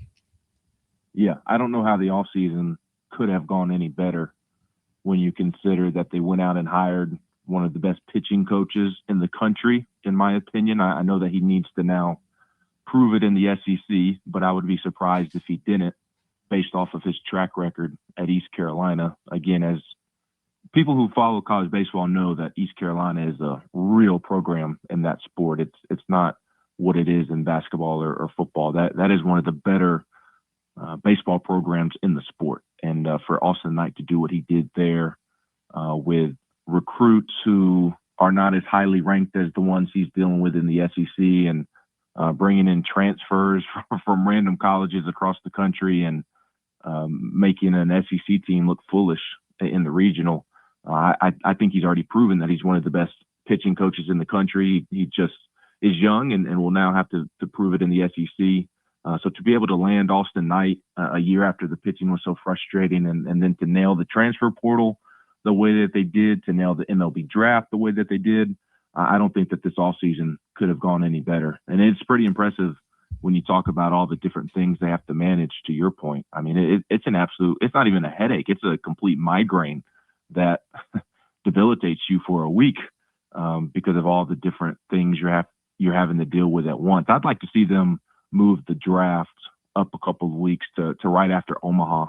And yes. it does sound like there's some buzz there with Manfred potentially doing that. I just think if you're able to do that right after Omaha ends, you have the draft, that eliminates some transfers that you don't have to worry about anymore, current players, high school signees. Going into July, you have a much better idea of what your roster is going to look like and what else you still need to do. So hopefully they do that at some point. But I won't get my hopes up with Manfred, especially knowing how much he wants to make it kind of part of a big event with All-Star week and weekend. The thing you talk about with these baseball coaches now is I just don't know how they operate in this compressed of a time slot. So my question for you is this: how much work internally goes into this? And would you like to shout out a couple people in particular within their organization who really did some of the unsung hero work in this deal? Yeah, I mean, everybody's having to lay the groundwork, and this is something, it goes back months. It's kind of weird to talk about in this new age of college athletics, but they're kind of keeping an eye on all the players throughout the country throughout the season, just in case that player enters the portal. I know basketball did a great job of kind of keeping up with guys throughout the year, and that way they know the moment they enter the portal, yes, we want that player. Let's go ahead and make sure we get them in here on a visit. That way, on the flip side of that, if you're not doing the early work and evaluating the talent and making a decision prior to the portal opening, whether you want to go after this player or go after that player if they become available, then you're not wasting time when the portal is open trying to make that decision, because the name of the game, in my opinion, aside from the financials, is to get them here on a visit right away and try to beat everybody else to the punch of getting them here on a visit. Basketball did a great job of that. Baseball also did a great job of that. And that's why you saw so many guys shut it down after that initial visit, because a lot of these transfers don't really want to go through the recruiting process again, especially the older guys. They're kind of looking for a reason. Not all of them, but some of them are kind of looking for a reason to go ahead and shut it down. And so just the background work, even throughout the season, which it feels weird to talk about again, it's not tampering necessarily, but it's just keeping an eye and making notes. Okay, you play Wright State in March. If Andrew Duncan becomes available, sure, we'd love to go after him. And then you're able to get him here on a visit, and he commits to you without visiting other places. And there's a lot of people behind the scenes. Ross Kivett does a phenomenal job as he has now stepped into the role of recruiting coordinator, with Josh Elander getting promoted to head coach. I think one guy that recruits bring up to me a ton that folks outside the program probably don't talk about enough is Ricky Martinez, the former Tennessee shortstop. He's very popular amongst the recruits. Again, he often gets brought up. I think Austin Knight has done a phenomenal job in his first month or so on the job, connecting with people. Hayden Simerson, the Clemson right-handed pitcher, he was recruited by Austin Knight when Austin was at East Carolina. So, like, he already had his contact saved in his phone. Travis Sanders told me that this week as well, the Baylor transfer infielder, to where Josh Elander, since he's from Texas as well, Josh Elander recruited him out of high school, just didn't work out. He goes to Texas Tech. He transfers to Baylor. But then when Sanders enters the portal this summer, Elander's name pops back up on his phone because that relationship has already been established. So it's a credit to everybody in that building. It's just not one or two people to pull off the type of offseason that they did, because you have to be very organized in chaotic times. And I think that's one of the things that Josh Elander does best is he is as organized as it comes. What's incredible too is Ben McKee joins. He of 247 and does just an excellent job. I mean, I cannot say enough good things about the job that Ben McKee does on all the beats that he's on. But this baseball deal, it's so compressed, it's so insane. Every day matters. One of the things that Berkey of ESPN said to us yesterday, Chris Burke, and then Sean, I want you to jump in, and Bry, if you guys have anything you want to add, but Tennessee was able to lock their guys down pretty quickly, those veteran returnees, which enabled them and made some tough decisions like Sean Sinclair was saying earlier. And Ben, we had you on and you said, hey, at shortstop, they let the kid from California kind of walk. I mean, you're gambling when you're doing that. even though you might have somebody in mind or maybe a couple people in mind, you're gambling when you do that. And they just, I mean, they rolled a 7 every time they rolled the dice this time around. It was really well done. Yes, it was. And it goes back to again, just all the prep that goes into it, and being willing to have honest conversations. I talk about how organized Josh Elander is. There's probably 3 things as to why I think he's going to prove to be a great head coach in this sport. A is his ability to establish relationships. The players, the guys absolutely love him and would run through a brick wall for him. B is how organized he is. And C is his ability he's not afraid to have open and honest conversations. He would rather address it head on rather than it linger. He just believes in being very upfront and honest in a very respectable way. And I think that's why you saw the conversations that you mentioned happen at the beginning of this, to where Manny Marin is asking for quite a bit of money, but Manny Marin hit 250 or so with 2 home runs in SEC play. Are you going to give him a ton of money when the production wasn't necessarily there? And there were other guys as well. Like, I'm sure they would have loved to have hung on to Jay Abernathy. I think Jay Abernathy can still be really good at this level, even though he hasn't necessarily lived up to his potential just yet. But it all comes down to what the team values the player and then what the player values themselves. And we really saw it with basketball, where the player and the team were just totally off on the number that they believed that they were worth. And that's why you saw guys walk in basketball, and that's why you saw guys walk in baseball. But I think also when you ask like who deserves a lot of credit, I think Tennessee's administration also deserves a lot of credit, kind of the admins behind the scenes, the people that work for Danny White. I think they also throughout this process have done a great job of also being organized and being willing to step to the plate and give Josh Elander what he needs. And that they've just gone, I think in today's day and age of the craziness, I think they've been as organized as possible and have gone through this process as good as you possibly can. And that's how you end up with one of the best off seasons in the sport. Dr. Sean Sinclair, jump in there with the great Ben McKee. Go ahead, man. Been a couple things. Been a big time fan of yours for a long time, and also glad you're healthy, my friend. So thank you. That means a lot. Those things open up. The thing that gives me confidence about Josh Elander, and I've been a Josh Elander sheep for a while, is what I've noticed is when he notices a problem, he addresses it and deals with it.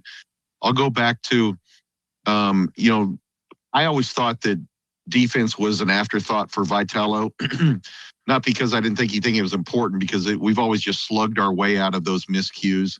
Base running, things the same. This past year, it was mentioned several times how Elander and his group went to an analytic approach with the shift, et cetera, and lo and behold, they became one of the best defensive teams in the country.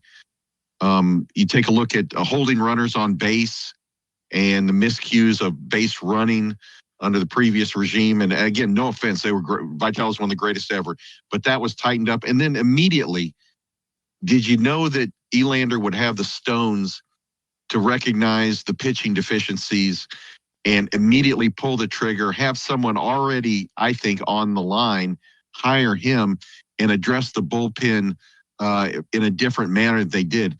Those give me really a lot of confidence. My question to you is, though, is it looks like from the signing class and the transfers, he's gone to a more on-base percentage thing. I think that's what hurt us last year. With getting guys on, and instead of 2 and 3 home runs, we had a lot of single shots. And also, my question to you is about a number of these pitchers are coming off injury. I'm sure they've done the due diligence, but can you give any updates on, these guys? And are we seeing a broken arm, or are we seeing guys that they've evaluated and said, no, he's coming back and he should be a workhorse? Well, first, I appreciate the kind words. They mean a lot, and I agree with everything that you said and your synopsis of the season. Those were all really good points in my mind. On the injury front, I think you just have to take their word for it, that they trust their evaluations of where those guys are at physically, and a couple of them have already shown signs that they're on the right path. Brody Trostler, the transfer from Northeastern State. When I talked to him, it's been several weeks. I talked to him after he committed, but he was progressing extremely well. I think he was on the verge of being cleared to start throwing, or maybe more baseball-centric workouts, something along those lines. I forget exactly, but he was progressing well, is my point. And he had the internal brace surgery, so the recovery time is much shorter. Instead of the 12 to 16 months of Tommy John, I think it's like 8 to 12 months when you have the internal brace surgery. His doctor told him that he believes that if everything goes according to plan, he can be ready by opening day. So a lot of reassurance for sure.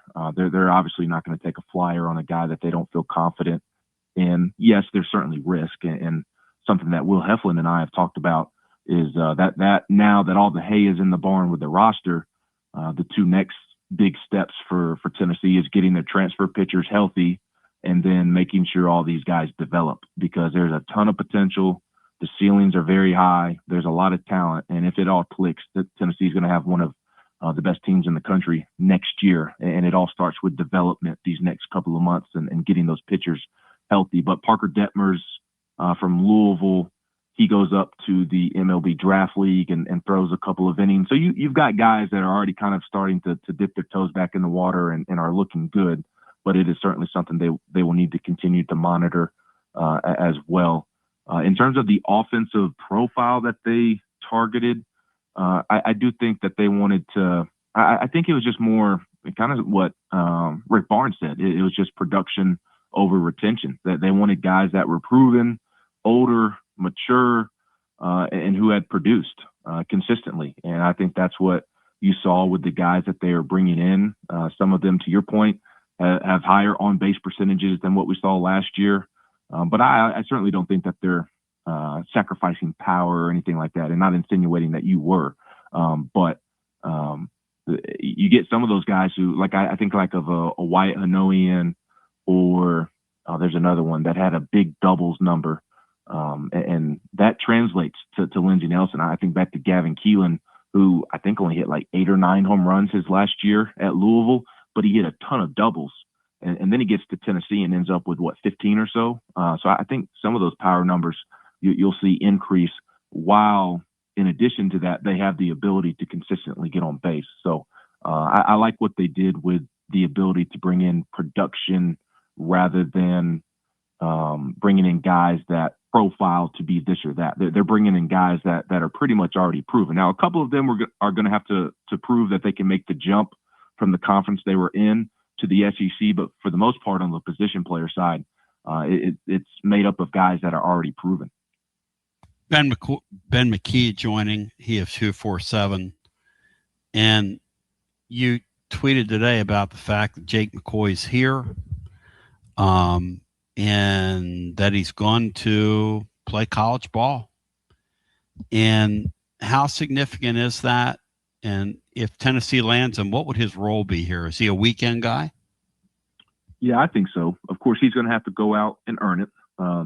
They have brought in several guys who could potentially start for Tennessee. But I would, here in middle of July, pencil him in to the rotation. It's 100 miles an hour from the left side. It's that simple. So he is one coming off of Tommy John, did not pitch this past season because of Tommy John, but he's well removed from it. So now it should be, I would think, just about knocking off rust rather than also continuing to rehab and knock off rust. He this past year that he missed was his junior year. He hurt it 2 years ago as a sophomore, pretty early on, missed the rest of the 25 season, missed this season. So he's pretty well removed from Tommy John surgery. And his numbers at South Carolina aren't the prettiest to look at, but I think there's some context there about the state of South Carolina baseball the last couple of years.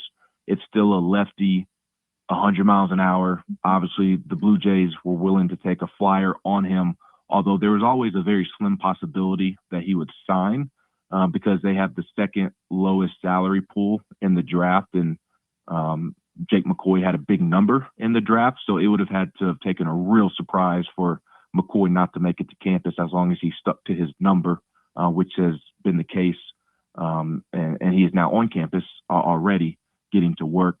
But he's a guy that's always had a ton of potential. That's my point in mentioning why the Blue Jays drafted him, even though the numbers haven't been as pretty. But again, I think there's context, what South Carolina baseball has been. And then you bring in Austin Knight, and I would expect Austin Knight to bring out the best of him. And if that is the case, then I think you could certainly see Jake McCoy make the type of jump that Liam Doyle did, to where the potential was always there, but the numbers didn't necessarily match the potential. But then he got to Tennessee in a better environment with Frank Anderson, and it all clicked. Yep. And that plus velocity from the left side gets him drafted in the first round. I think that's the type of jump you could see Jake McCoy make if it all clicks. Woo!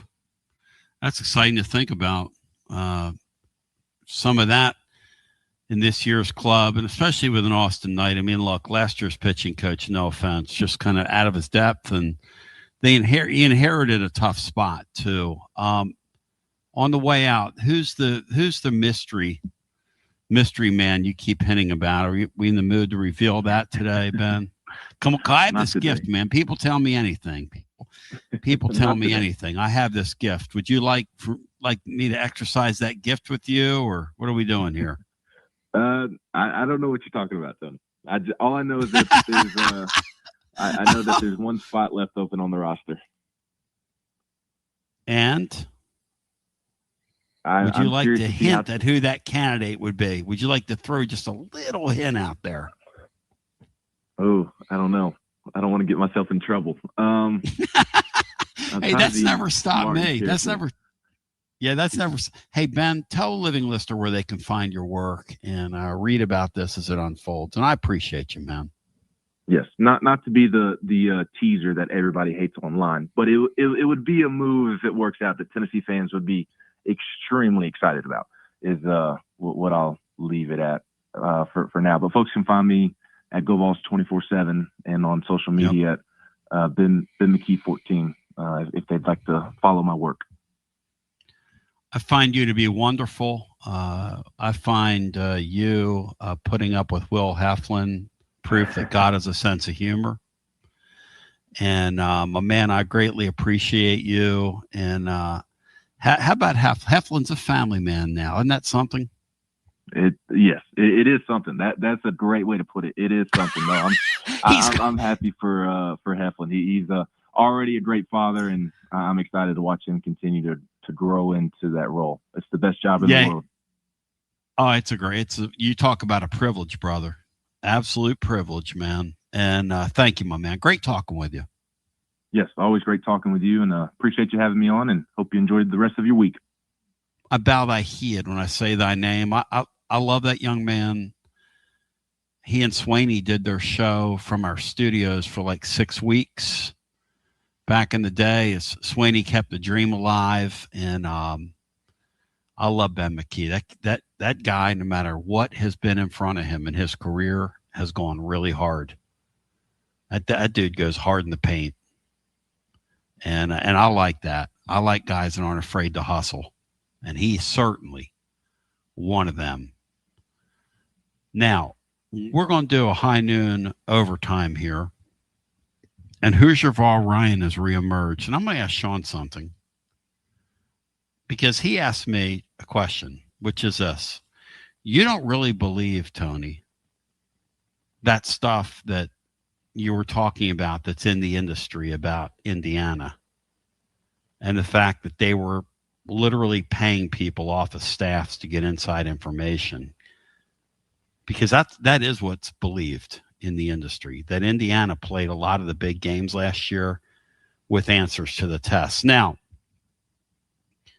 these sanctimonious, fake, phony, fraud, hypocrites, liars, and thieves at Michigan, these Michigan men, like this Word Manual guy, this Harbaugh guy, etc. Okay?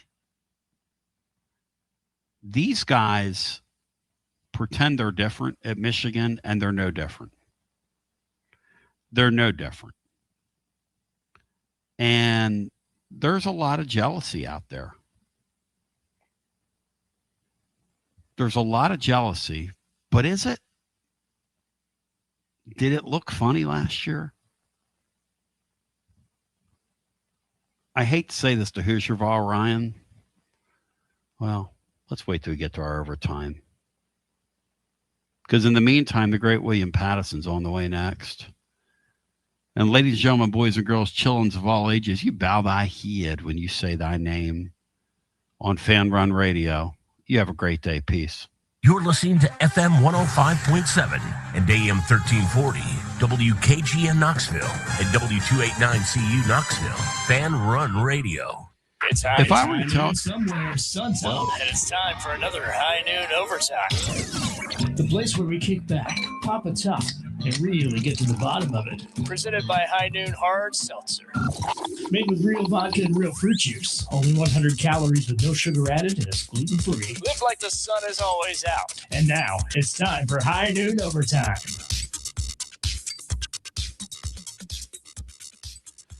All right. Sean Sinclair, you and I have marveled at what the guy in Indiana did. Now, we were talking yesterday, Matt, myself, John Adams. And look, we try to talk to people in the industry and just kind of keep up. There's a belief, a pretty strong belief by a bunch of folks that Indiana played the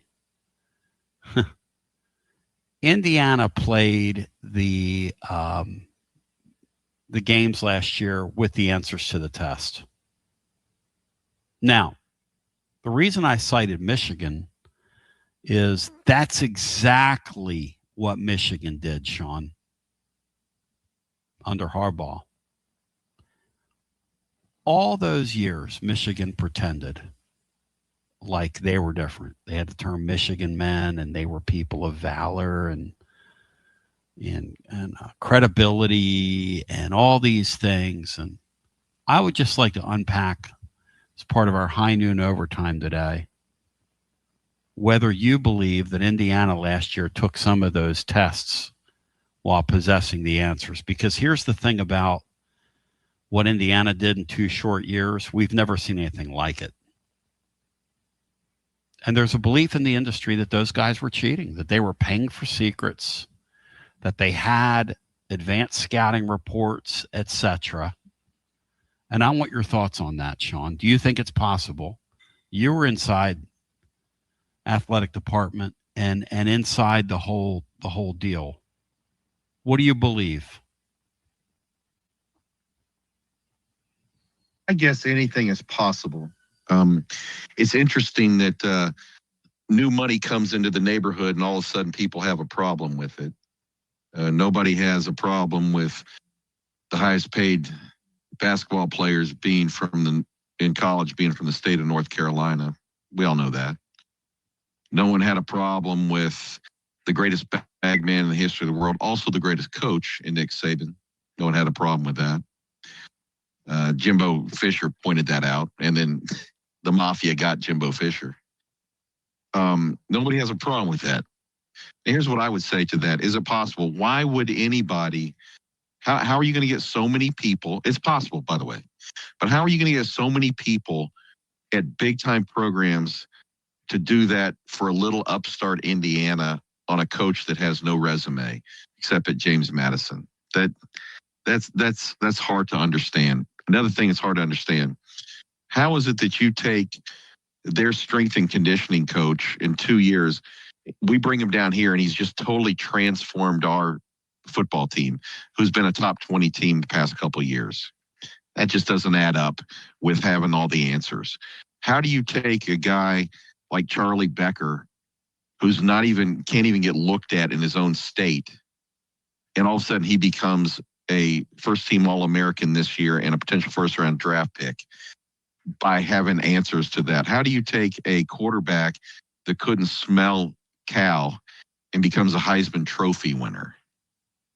How do you take a bunch of ragtag kids from James Madison, move them up a level, and they become dominant players? Sure, you may have the answers, but Indiana in 2 years beat the living hell out of people. Beat the living hell out of them and made them like it. They bullied them. You can have the answers, but you still got to get. They bullied Ohio State. They bullied Oregon twice. They didn't just beat them; they embarrassed them. Beat them at their own Big Ten muscle game. So, is it possible? Sure, it is. I guess in this day and time, anything's possible.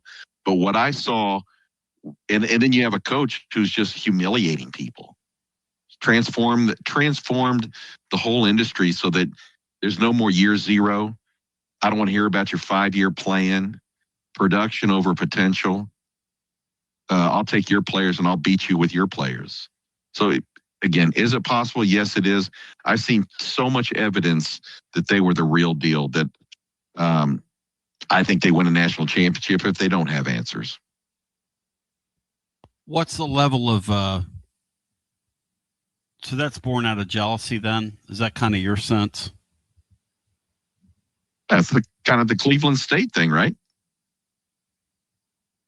Because if you're not going to take them down a big boy, and again,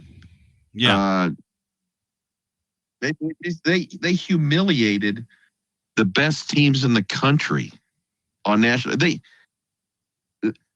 I'm no fan of Alabama, but I felt sorry for Alabama in the Rose Bowl. I think Little Ant was out there, wasn't he? No, Anthony called me before the game, and they were working out, and he said, "Dad, you ought to throw like $1,000 down this game." And I said, "Anthony, I'm not doing that." And he said, "I'm telling you right now, Alabama is getting ready to get ripped limb from limb." He said he could tell it in the workouts. He said these Indiana guys are like from another planet. He said, "Yeah, it was real from another planet, not like us, where we go up to Columbus in minus 10-degree weather and we put up some false show of bravado by all coming out without our shirts. No, and we get absolutely humiliated out there. Yeah, they were the real deal." Oh yeah, he said you could tell at warm-ups that they were not playing around. He said there was no histrionics, there was no playing to the crowd, he said it was just it was kind of like we were talking about earlier with those old Alabama teams. That's what Cignetti's done. He's taken that old Alabama ethos, which he was a part of, by the way, that the Alabama super team era. I mean, he was right in the middle of I guess he was recruiting coordinator back then. He was right in the middle of that. So credit to Saban for identifying talent. And I guess some folks in the industry have to have I don't even know what the word is, an excuse. Because Cignetti's totally changed the equation now. Now there's pressure on everybody. By the way, shout out to the University of Tennessee, one of 7 schools. This is quite a feat here. One of 7 schools with a top 100 draft pick in the NFL, in the big leagues, and in the NBA.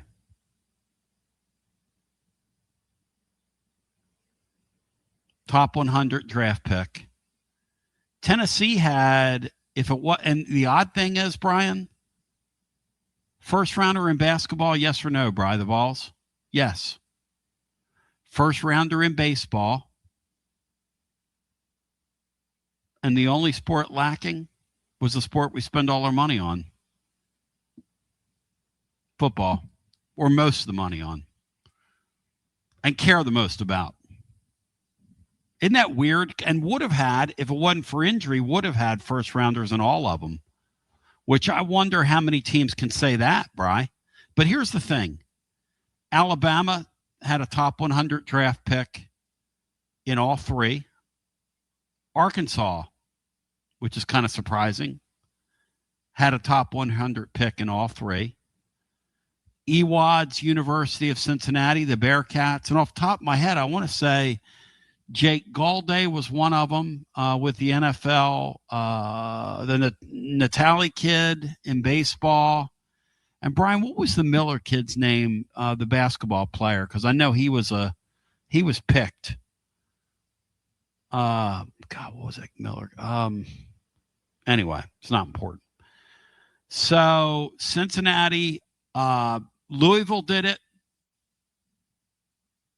Texas Longhorns did it, and one other school did it, Cinco. You want to guess?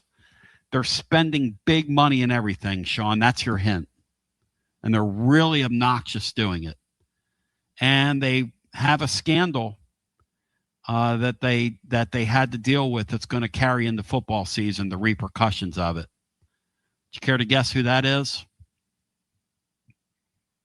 From the Lone Star State. Only seven schools. Who is it, Bri? It's Texas Tech. Think of Texas Tech. West Texas. Yep. And Nega Dave somewhere is out there saying, never going to get it done. Never going to get it done. All right, so Pete Nakos today over at On 3, Cinco, is projecting that Faison Brandon's going to start at Tennessee in 2026. We're going to do Are You Buying or Selling tomorrow on the air. For instance, Tennessee will be less penalized this year than they have in years past. They will cut their penalties significantly in the upcoming season. Sean, are you buying or selling that? We're going to do this tomorrow on the air.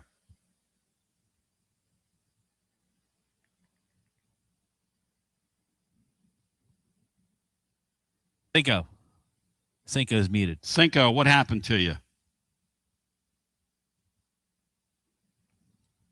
Lane train, Cinco. All right, we lost Cinco. Ladies and gentlemen, boys and girls, children of all ages. To the YouTube chatters, give me Baba Miller. Thank you, James Daniel. I remember Miller. I remember that name. I remember the Miller kid. It's pretty good to get the other three off the top of my head. But I think the interesting thing is that you do have the jealousy piece with Signetti, but there's a lot to learn from him. So we're going to go through, if you can give me some of the things to think about for football season. Brian, are you buying, selling, or trading that Tennessee starts a true freshman at quarterback? Because that's one of our topics we'll bring up tomorrow. I'll buy it. Okay. Is there anything else you would like to suggest as I remind the living listener, and I'm talking about for this upcoming football season? As I remind you, ladies and gentlemen, our friends at High Noon, it's a hard line of seltzers, always a winner, always next level. Vodka seltzer, 14 flavors, real vodka, real fruit juice. Yesterday I was at Wawa. Today I went by Wawa. When you live here, you just got to frequent Wawa. Brian, I saw a lady today. I thought of you. She picked up 7 soft pretzels, the doubles. Oh, wow. Here we go. Bri likes the doubles. He doesn't like the singles. Bri don't want the singles. Like Laura said, when she was coming back to Knoxville a couple weeks back, she said, does he get the singles or the doubles? I said, no. Brian wants the doubles. He loves all the dough. Brian, how many Wawa pretzels can you eat in one sitting? It'd be like Joey Chestnut at the hot dog contest. I'm going to shout out my friends at High Noon because I saw a guy yesterday filling his cooler in the middle of the afternoon. And he was heading somewhere, and I didn't have the chutzpah. I got some chutzpah, but I didn't want to say to the guy, "Hey, where are you heading, man?" Because I didn't want the guy, I don't want, hey, they're one of our sponsors. What do you do? They're one of your sponsors. Anyway, but they are one of our sponsors. And there are 14 flavors. And, if you're in the mood for a kick, try their High Noon Vodka Iced Tea, 6 refreshing flavors. Green tea and half, or go to there. If you feel adventurous, check out High Noon's Tequila Seltzer, 6 refreshing flavors there, including blood orange. And we know where the real orange is. It's here in the veal. So we're going to do a true or false, buy, sell, true or false, buy, sell, that whole thing. By the way, we got a text from Cam, brought to you by High Noon Spirits Company, 21 and over, to drink responsibly. Cam says the following message. I'm really sorry. Sorry to the audience. Sorry to everybody involved. I was mowing the fields and I couldn't hear my phone and I lost track of time. Sorry about that. That's who these people are with that FC Alliance program. That guy's out there in the blazing sun mowing the fields. When was he scheduled to be on, Brian? Noon, right? Yeah. He's out there in the blasting sunlight. Didn't have his phone on. Kind of lost track of time, he said. He had work to do. They had to get the fields ready because they had some events going on, plus all the practice and all that stuff. So I'm going to text him back and tell him never again. We'll tell him we have a one absence policy. When I've been late for my own show, Bry snickered at that. All right, so Ski the South says the following. Tony, you're looking very handsome today. Tony, that shirt and that color look really, really great on you. You think so? I look at myself today and I look roached. Is Baba Miller related to Bubba Miller? That's not the kind of question I need for tomorrow. Bri, text me some suggested questions for the 2026 season with this Tennessee team. Like we can do a number. What is it? Baba O'Reilly, who fame? Is Baba Miller related to Baba O'Reilly? You know, I've never thought about that. Will the kicking percentage of the place kicker be higher than last year? Text me some, Bri. Okay. Because we're 8 weeks out. So this is fun. This is Cinco. Pete Nacco says that the true freshman's going to start at quarterback. You buying, selling, or trading that on this glory day? Absolutely buying that.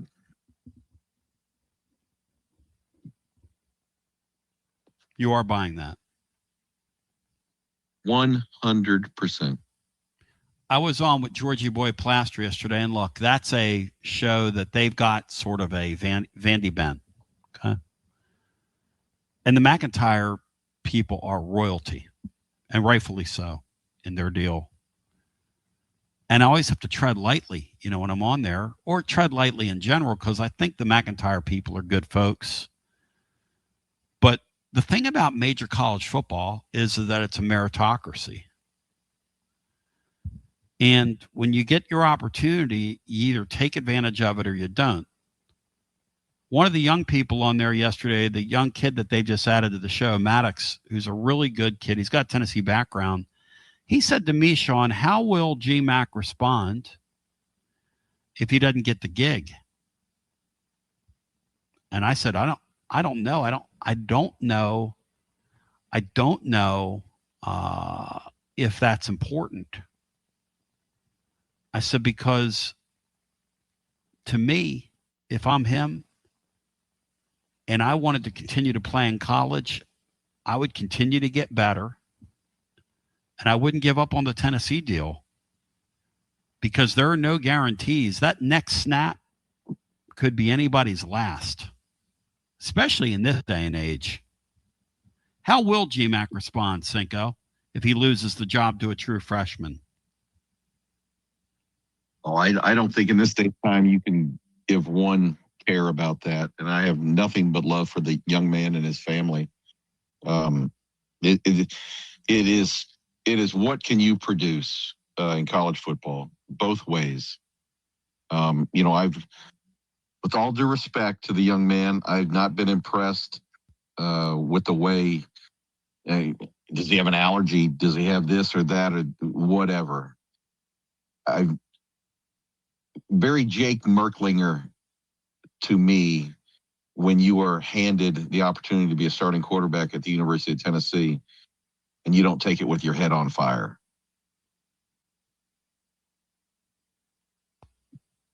It's pretty interesting. Yeah, it's because here's the last thing that any head coach in the league wants, which somebody just said in the YouTube chat. Last thing any SEC, and I say this to anybody I talk to, I'm on somewhere and they ask me about this. The last thing an SEC coach wants to do is start a true freshman. It's borderline last resort. And stop and think about it. I was told the adjectives I got on GMAC in the spring were terrible, brutal, inconsistent, awful, non-trustworthy in terms of, and these were in connection to not as a kid, but I'm talking about the possibility of them starting him based on how he looked. A couple people say the level of inconsistency, and Kelly Holcomb said, guys, I told you that's what I saw from him in high school. I love the Kelly Holcomb guy because he's like, look, he says with that position, and he's right, the one thing you can't be is a different player on every snap. The guys that you know what you're going to get out of, I can call plays for you. I can kind of design an offense for you. Hey, Sean, you play that position, and I don't know what I'm going to get from you one down to the next. At that level, I can't put you out there and be serious, can I? That's why I don't give up on him because that's what he looked like in the spring. He could come back in the summer here in a couple weeks when it gets real and be a totally different player. That's very possible. But I wouldn't bet on that. It's possible, but again, because of circumstance, because of a court ruling, you were absolutely given a chance to be the starting quarterback at the University of Tennessee. Yep. And you don't make the most of it. I mean, there was even conspiracy talk that he took a vacation, went away, and come back and lost weight. I'm not saying it's true or not. That's what a few people had told me. I mean, what are you doing here?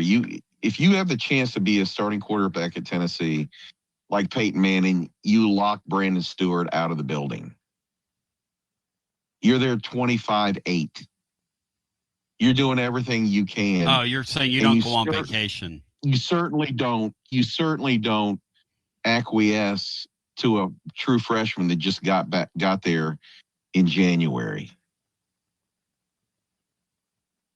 No in offense. other words, it shouldn't be a conversation. In other words, in your mind. No. I mean, as soon as you're given that opportunity, you should let your sack drag and just act the part. And say, this is my guy. This is my team. Everything goes through me. All these equivalent to OTAs are coming through me. This is the way it works. I haven't heard any of that. I know they had we saw the pictures of our wide receiver cores that look like juniors in high school down there in Miami or wherever they were. Okay. Hey, Brian Clooney's asking in a different chat, and I got to share this with you guys. He wants to know who you guys like today. He's leaning toward England to advance, but he thinks FIFA Argentina, as they're being called, is likely to get the Bama whistle.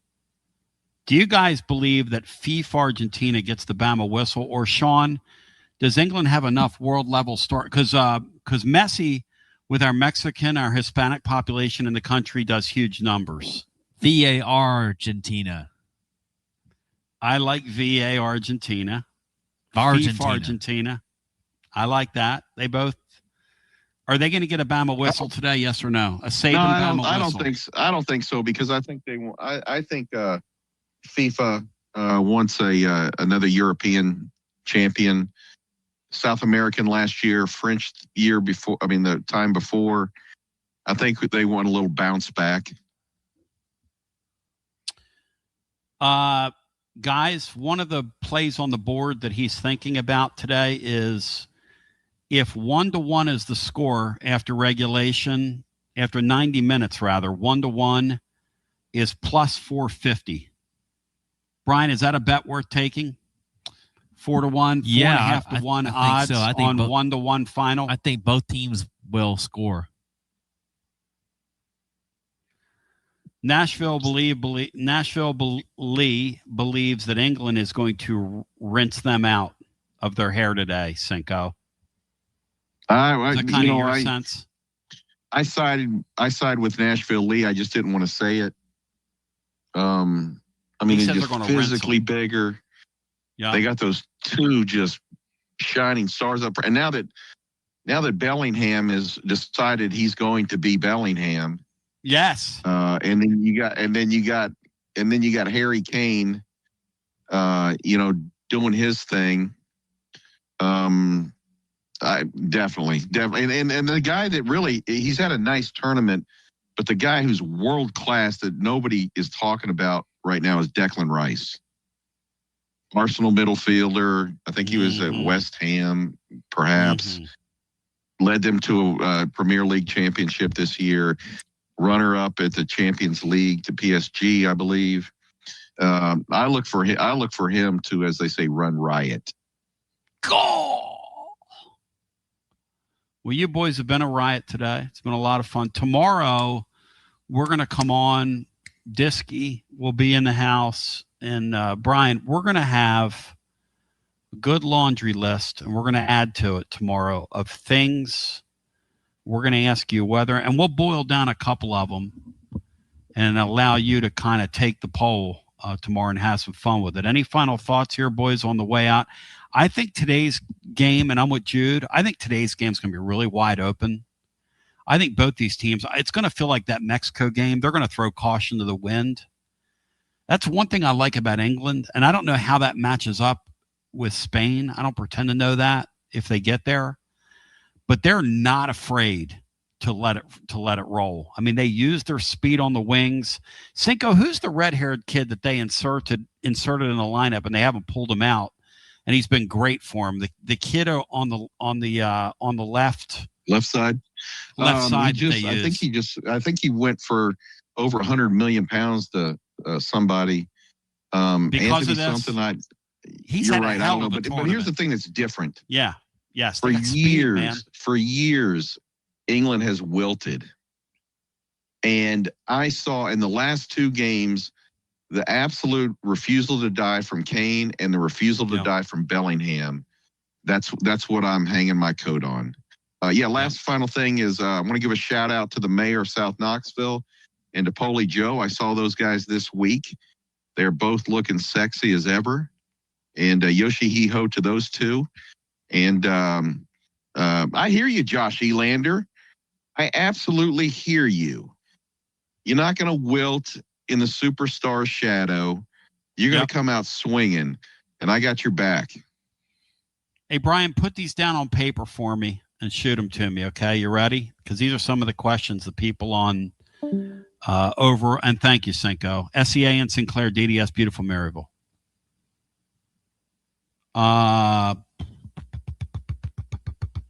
You ready, Bri? For the upcoming football season.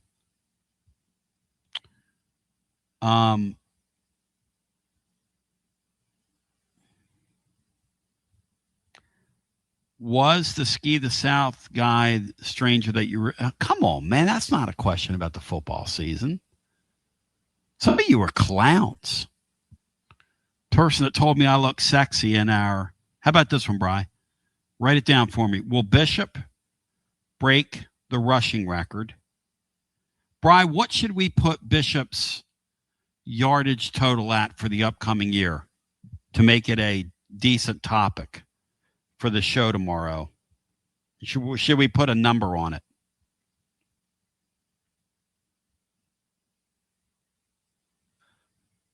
I'll say 1,200 yards. All right, put that in there. Here's another one.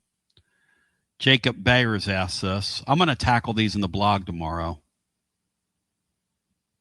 Are you buying or selling that Tennessee will be ranked in the top 40, or should we make it 35, Bri, in total defense by year's end? What number should we put on that? Let's go top 40. Let's go top 40. That's fair.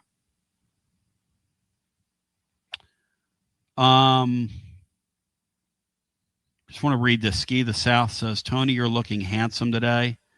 That shirt and that color blue look great on you. I just wanted to read it again. It doesn't really add to what you don't have to put that in there. All right, we'll continue. Brian's texting these to me as we speak. Okay. Will Tennessee be penalized less on offense than last season? Will the penalty numbers go down? That's a good one.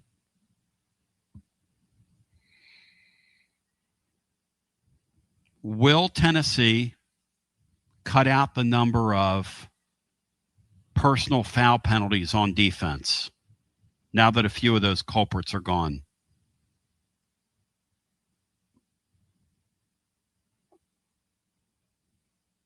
Okay. Let's see if there's anything else here. Brian, who will the leading receiver be in number of receptions on Tennessee's offense this season? We can tackle that. Will the true freshman start at quarterback?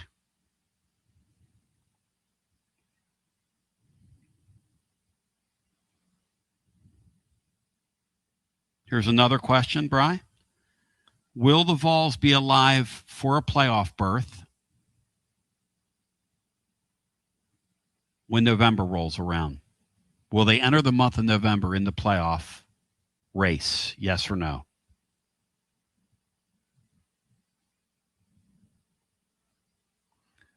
Will the kicker have a better percentage than last year's kicker? Put it down. And that's my final Put it down. Put it down. Let's see if there's any other ones.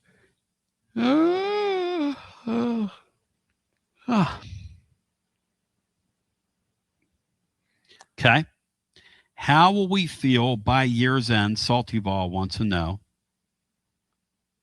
How will we feel about the interior play of our offensive line? That's a great one. Because Tennessee had issues at center last year. And he back. That's a really good one. Who will be really, who will step up on the defensive line? Put it down. Will Tennessee use a linebacker, maybe the Prelati kid, to replace Chaz Coleman, or will they go with a standard defensive end? Because they have to figure something out there, and they've got camp to do it.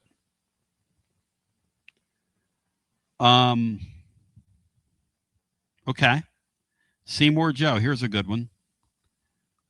There's a couple of them here, Bri. Write these down, and we'll tackle these tomorrow.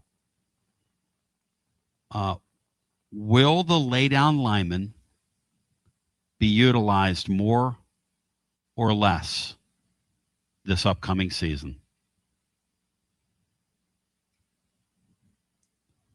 That's a great one. How many snaps, Brian, will the Staub kid get at quarterback in football games this year? We'll set a number, and then we'll do the total.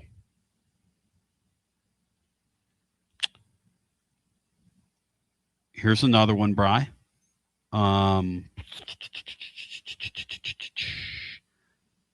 Justin Anderson, this is a good one. Will tight ends combine for over 400 yards receiving on the year?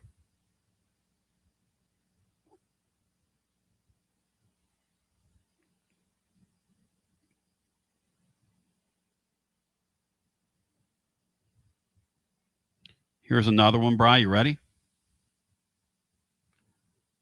Who will the surprise team in the SEC be?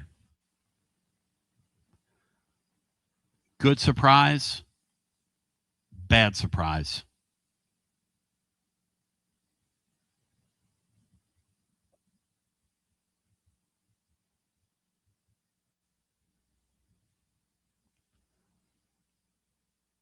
Who will be the laydown lineman this season, with our laydown lineman having graduated?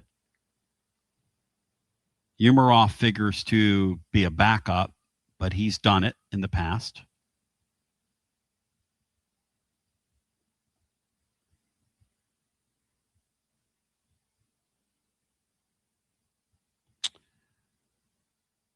Touchdown to interception ratio this season, will it be better or worse than last season with the young quarterbacks? That's a great question.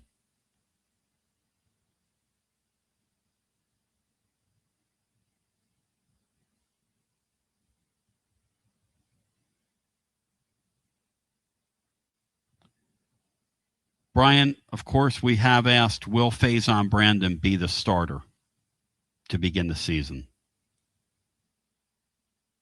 That's a huge point of discussion. The NACOS guy knows people inside. Here's the thing people say inside UT's program. Ultimately, this is going to be the head coach's decision. That's who decides that. And with Heupel, who knows? Because we don't know. We don't know him. He doesn't say anything.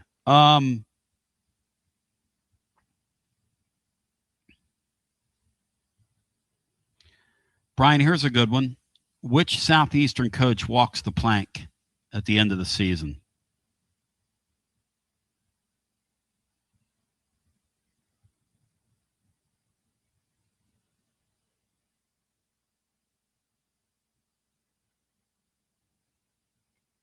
Give you another one, Brian. You ready?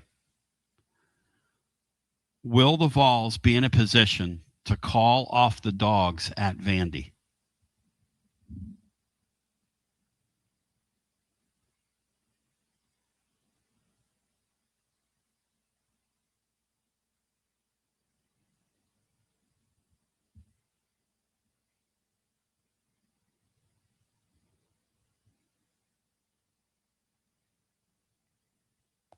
Where on the schedule is Josh Heupel's road stinker?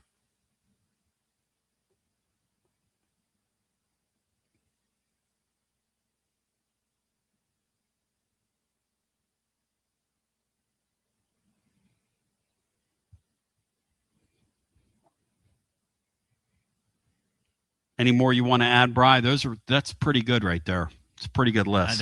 That'll take a week to get through all that. That's fun. It's going to be fun tomorrow. What we'll do is we'll have a whole list of questions. If you want to email me some, commentfan@gmail.com as you hear this, as you hear it, whatever time you want to add something to it. I'll put the blog together later tonight, like around 9 Eastern or so. What we'll do is we'll ask you, the caller, tomorrow, just as in the spirit of having some conversation in the next couple days, to pick two. We'll have a pick two tomorrow, a meet and two. And the meet is great to meet you, great to talk to you. And then you pick two of those topics and we talk about it. We do a meet and two over the next couple days. And Brian, do you hear the way I'm saying toe? I'm two. I'm here too long. I said toe.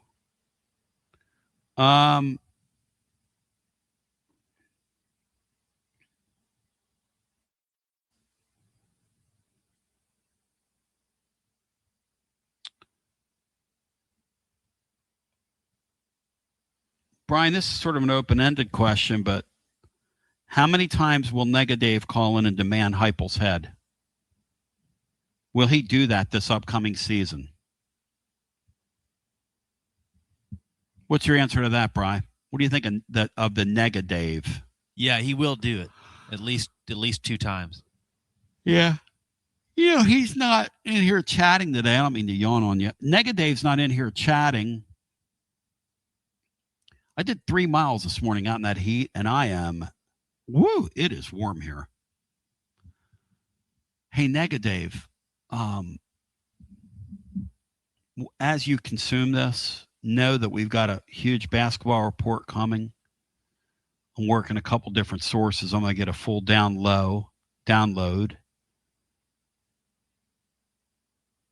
But know this. You're an absolute punt and clown and a brain donor.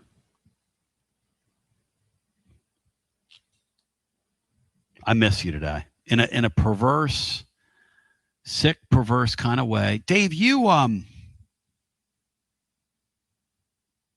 you're like, okay, here's one, Bri. Will Danny White give a vote? Yeah, I'm not going to put that. Will he give a vote of confidence midseason? No, I'm not doing that. Some of you bastards. All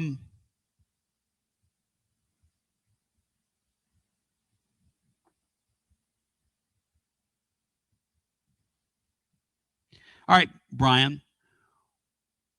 What is the record Heupel would have to post for his job to be in question? That'd be a really curious thing to answer.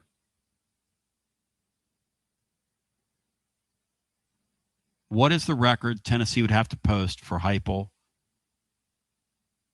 And I'm going to start at 5-7, 6-6, 7-5. I'm going to give those three answers. What's your answer to that, Bri? I think 6-6 or worse. All right.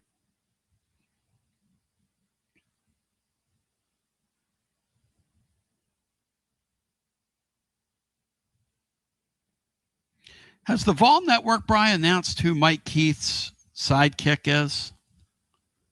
Now that Ramon Foster of the Steelers has fled to the Titans? Because he I don't know. I got a raise. I assume Jason Swain, maybe. But I haven't heard it. Have they announced? I'm asking you. I haven't seen it, so I don't know. Yeah. Haven't thought about it, but it's weird they haven't announced it.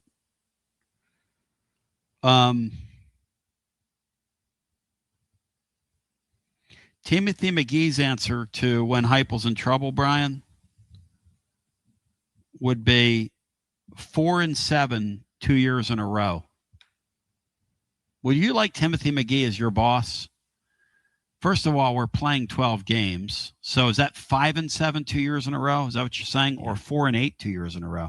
For Timothy, I believe he's saying 4-8 2 years in a row, Bri. Timothy, I love you, but you're kind of a sheep for coaches. You're so much of a sheep for coaches, Timothy, that if I got up close to you, I bet you have like that scale thing over your eyes, and I bet you're growing horns. Do sheeps grow horns, Brian, or is that the wrong animal? It's 1:42, and we're asking if sheep grow horns. It's probably time to wrap it up. That might be a sign. Till we meet again, I want to thank Bri for hanging. I want to thank Cinco. I want to thank you. I thank God for the money. I thank the bank for you. No. I thank the bank for the money. I thank God for you. Have a great day. Be blessed. Get out and enjoy this great day God's made for us. Peace.